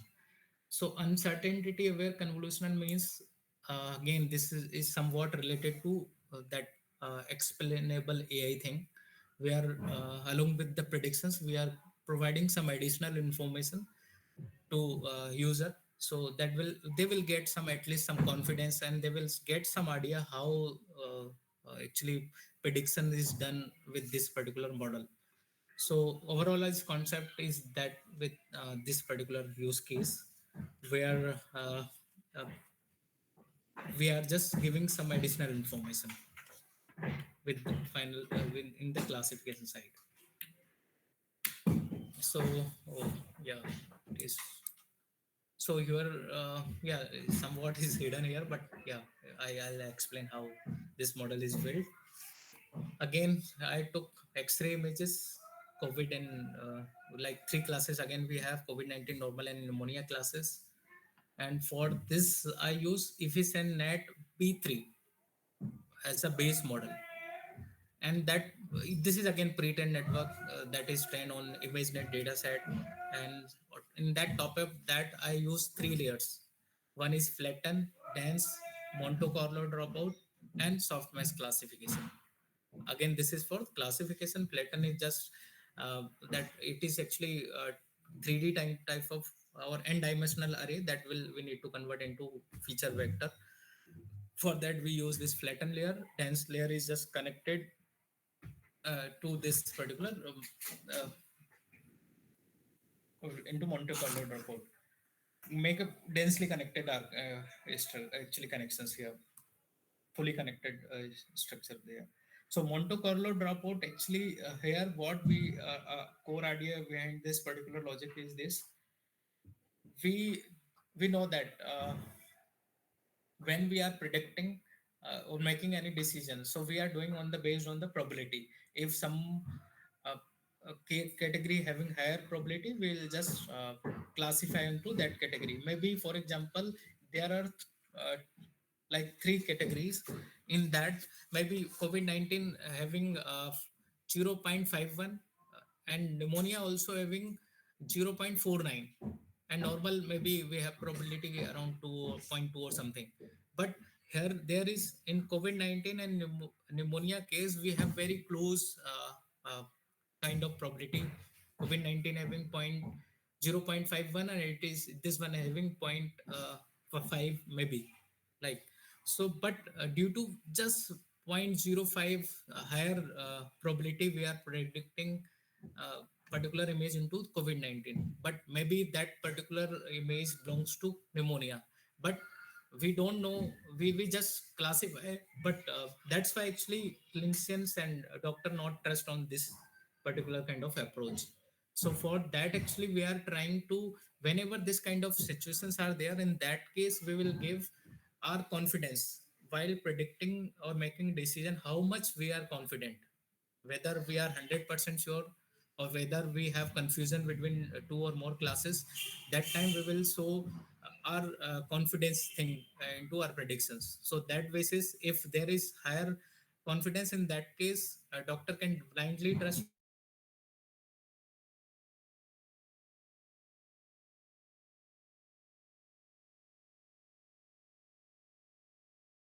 he can to revisit that particular case or that particular image. So on that basis he can take a decision. We will directly say how much we are sure into our decision. For that actually, how we build this overall system, uh, as we use pre-trained network, and that we use Monte Carlo dropout. So actually this is all belongs to logic on this Monte Carlo dropout.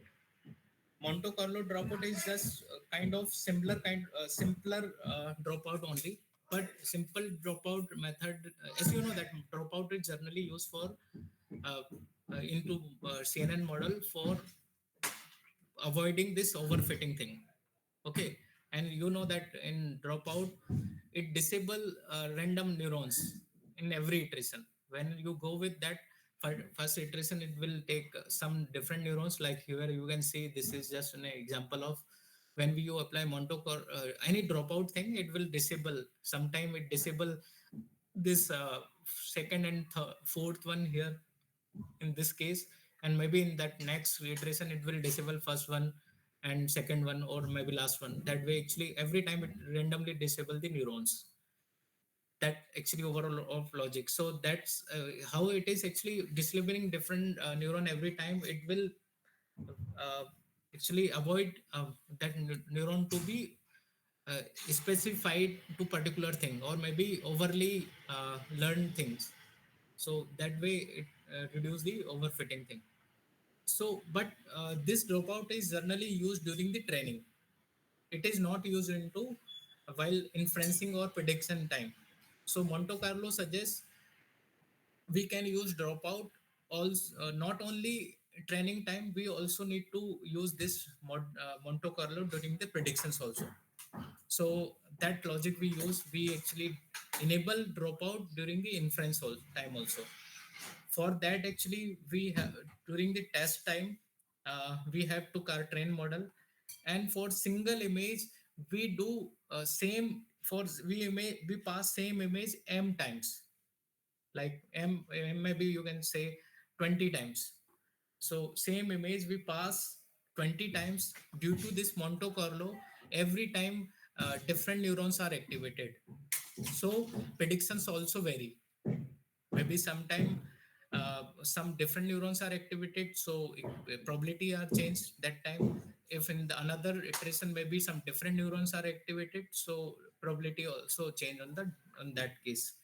So in that basis, for the m forward passes, we will get m distributions actually, m different probabilities of the same image, same case, same sample, same single sample actually. Okay, so that way we have get probabilities, and top of that we calculate on that top probability distribution for the single image. We just we have calculate confidence interval. Also, we also calculate entropy. So entropy, you know that that will measure the uncertainty of that predictions thing. That way we get two things. Okay, and that we will report whenever we predict anything, and for that time we will give two things. One is how much confidence interval for that particular thing, and how much entropy associated with this thing. So you can see in output we have two things, that probability and entropy.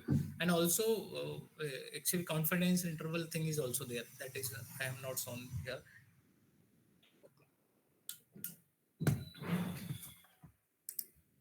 Okay, for experiment again I used three data set actually here.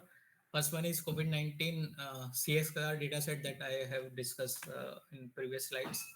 Then one data set, X-ray data set. That data set I am saying data set B, that actually provided by this author, where this is also publicly available data set.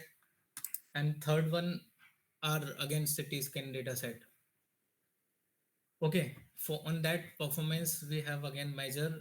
This is just precision recall F1 score, that normal metrics that we have already discussed. That kind of performance we measure, and here also, uh, yeah.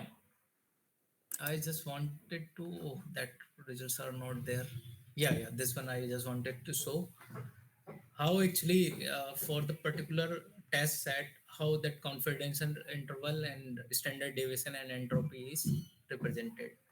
So for each fold test set we have taken, and in that we are showing for first fold confidence interval is this is mean actually confidence interval of all test images, and this is interval standard deviation is very less, uh, actually not deviating too much in our predictions that will showing.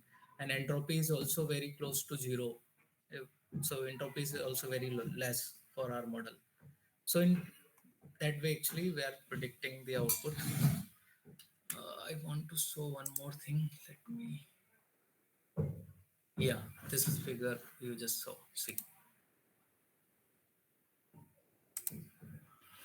Yeah, this is actually final output of that uncertainty aware model, where you can see these are the sample output, where this first row, actually we already divided this data set. I have taken three sample where we have very less confidence, and one is where we have very high confidence in the last one, and middle one we have just average kind of confidence. So you here you can see I'm giving for a probability of each classes, also uncertainty associated with the predictions. So you can see for, and this is final label, final prediction from that model. Like here you can see for this image it predicted as a normal, but actually it is belongs to COVID class. And during this predictions, actually this you can say this, here is we made wrong decision, but here we are also showing what is the probability of each classes. Like for COVID-19 it is just giving 0.165. For pneumonia it is saying higher probability, actually it is predicting 0.485. And for oh no, for normal actually this one, middle one is normal, and last one is again pneumonia. And due to this high probability is predicted into normal class. And here actually you can see entropy value is very high, 1.02. That will indicate while making decision this model is not sure, it is very uncertain for this particular case. So in that type of case, doctor need to revisit this particular images. Then only you can uh, make final decisions. Here you can see another example here again. It is predicted as a pneumonia, but actually this case is belongs to normal. Here also you can see entropy is again very high, and this one is truly predicted, but here also truly predicted as a pneumonia, and this is also belongs to pneumonia, but you can see uh, that's normal case, probability of normal case and probability of pneumonia case is very close here, 0.535. Here we have 0.465. So or even you can see entropy is also very high. So here we are making right decision, but we are predicting correct output, but we are not sure again here. So these three samples where we have very less confidence or very high entropy. This one is some middle one, and if we go with this very high, where you can see here it is predicted as a COVID, and true it is also COVID, and here actually you can see probability is very high, just one for, and other is just 000, and in this case entropy was very less. In this kind of example, doctor just see that entropy is zero. In that case he don't need to look into that image, he can just directly trust on our decision, and he can say this is truly or very high confident, while model is having very high confidence while predicting this case, so no need to revisit. This is also again, this is normal case predicting normal only, and for normal it is again having very high probability, entropy is zero, probability is very high. Similarly this case is from uh, again from the pneumonia, and entropy is again less. This one is also middle one where we have yeah, somewhat confident but not very high, but here based on entropy he can take decisions whether he need to visit or not. Hopefully it is clear to all, this particular thing. Any question? Okay, let me just discuss this last use case here.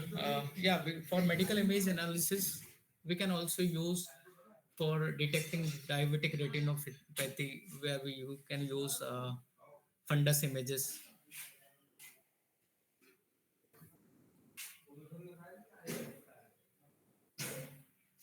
So here again, like we actually, this is just in a demo example kind of, it is not a particular practical use case. I'm just showing we can just take some images, pass to this model, it will give the different output. So yeah, I think this use case is not proper, so we can skip this one. Any other thing you want to discuss, or otherwise I move to different use case?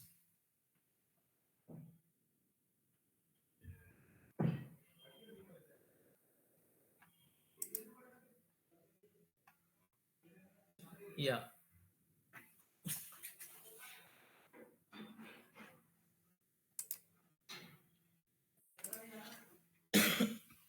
Okay, let me move to this another good example of nucleus segmentation with encoder decoder architecture, again from the histopathological images, where actually this model is built for nucleus segmentation, as we already saw that earlier one is nucleus segmentation with generated organ models. Actually this one is pure, we are just directly take histopathological images, original images, and we propose some different unit architecture that will segment out the nuclei from histopathological images.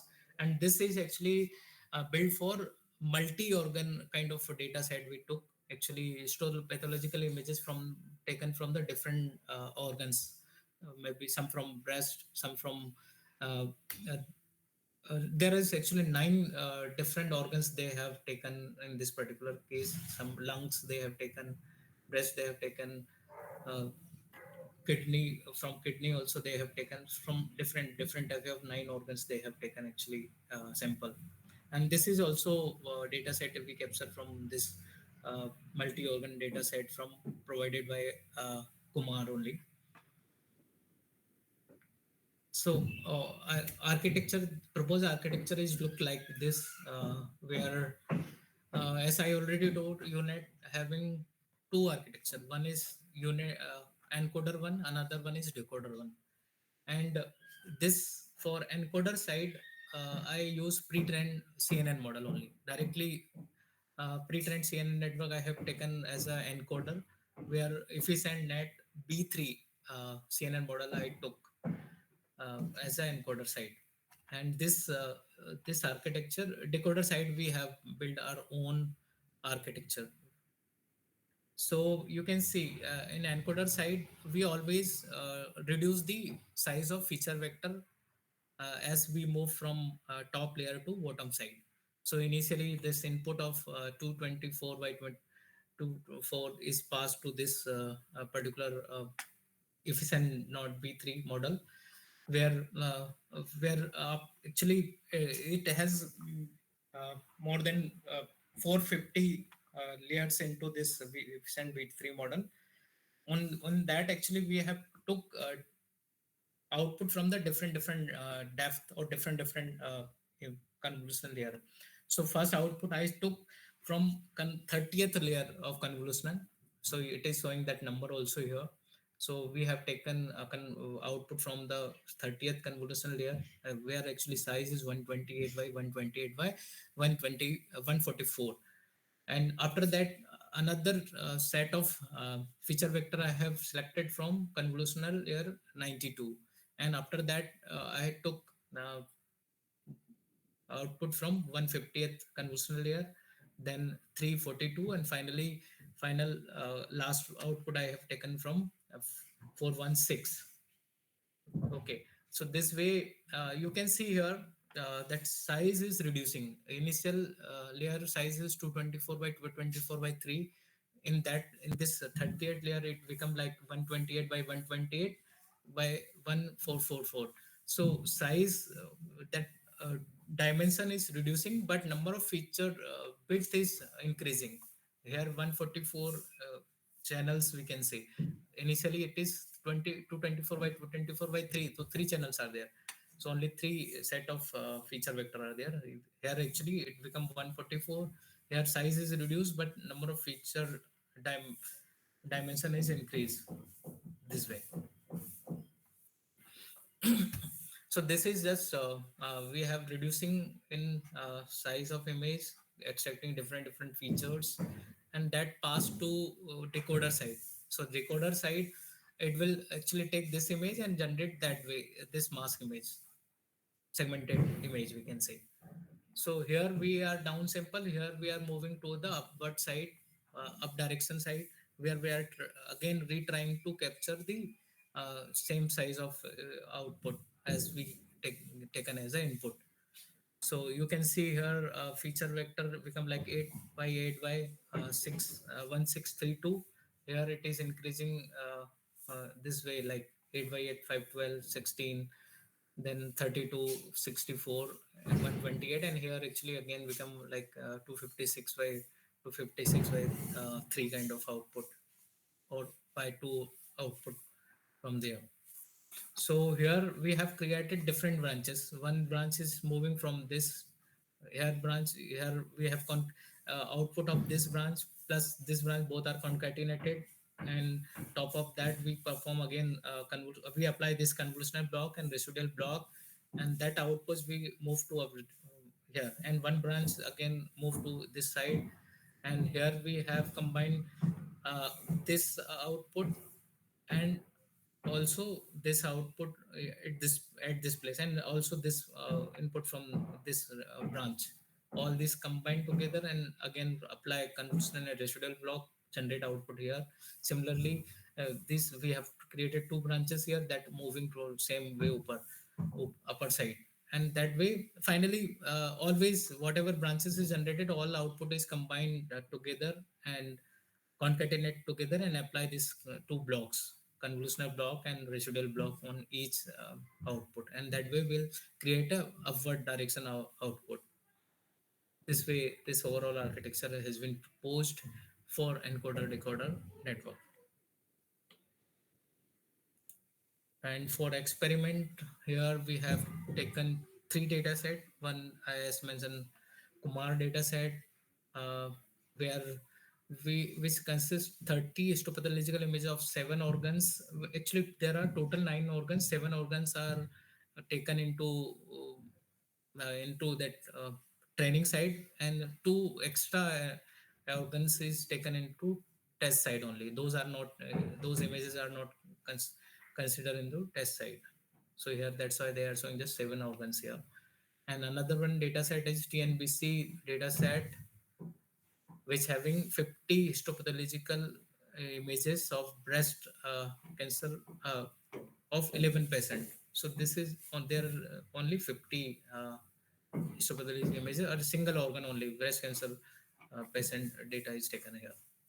And CPM 17 dataset actually again obtained from Mackay 2007. Actually, this is challenge is organized by this Mackay 2017, where they have uh, collected 32 histopathological images, where they have taken 7,570 annotated nuclear cells that we have taken. So this is here summary is shown for all these three data set: number of images, number of nuclei, number of organs, and size of images, and finally what magnification factor they use during the capture of these images. That all summaries are shown here.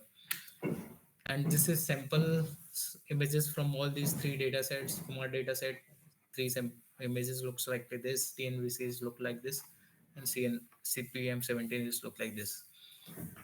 And this is a result of our model, segmented output. You can see from my model, where I shown output for this different organs like bladder, breast, liver, kidney, colon, prostate, and stomach. Where this first is this is original images. Second one is this ground truth or annotated images from provided by the dataset providers. And this is predicted mask image. And here actually we have also applied some post processing techniques like morphological operations to minimize the some artifact that, like for example, small patches or sometime it is overlapping. So that for that we just apply some morphological open operations that mainly remove these small patches. So after that we'll get this. And last actually this is final uh, map that will show how it is showing the comparison in between this predicted mass versus this ground truth. So we have just overlapped these two images, and those area which are just totally overlapped, which we are showing into yellow color. Okay, between ground truth and predicted mask after pre-processing. Total overlap area is shown into yellow color, and here you can see some red patches also there. Red patches are patches which are actually over segmented. Actually, those actually nuclei is not presenting into ground truth, but our model is predicted. Those portion is shown into red. Green is under segmented region, where actually some area that is not predicted by the model, but that is actually present into ground truth mass. So that way, this overall this difference map is shown to between predicted and ground truth one. Any doubt?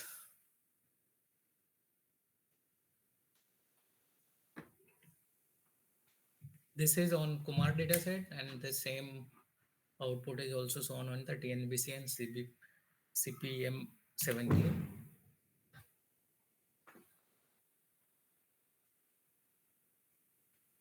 Any question? So I'm done with my side. So maybe if you have some queries, so please ask. We can discuss if something you want to discuss.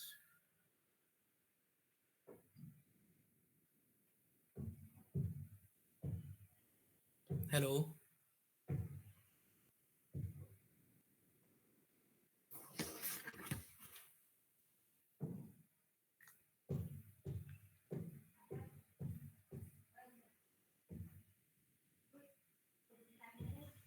Pratibha ma'am, I can we think, wind up here? yeah, that's what I was saying, that I think there are no questions, so we'll just wind up. First of all, on behalf of everyone present, I would like to extend my sincere thanks to Dr. Mahesh Gaur for his excellent presentation on applications of deep learning in medical imaging. Dr. Gaur,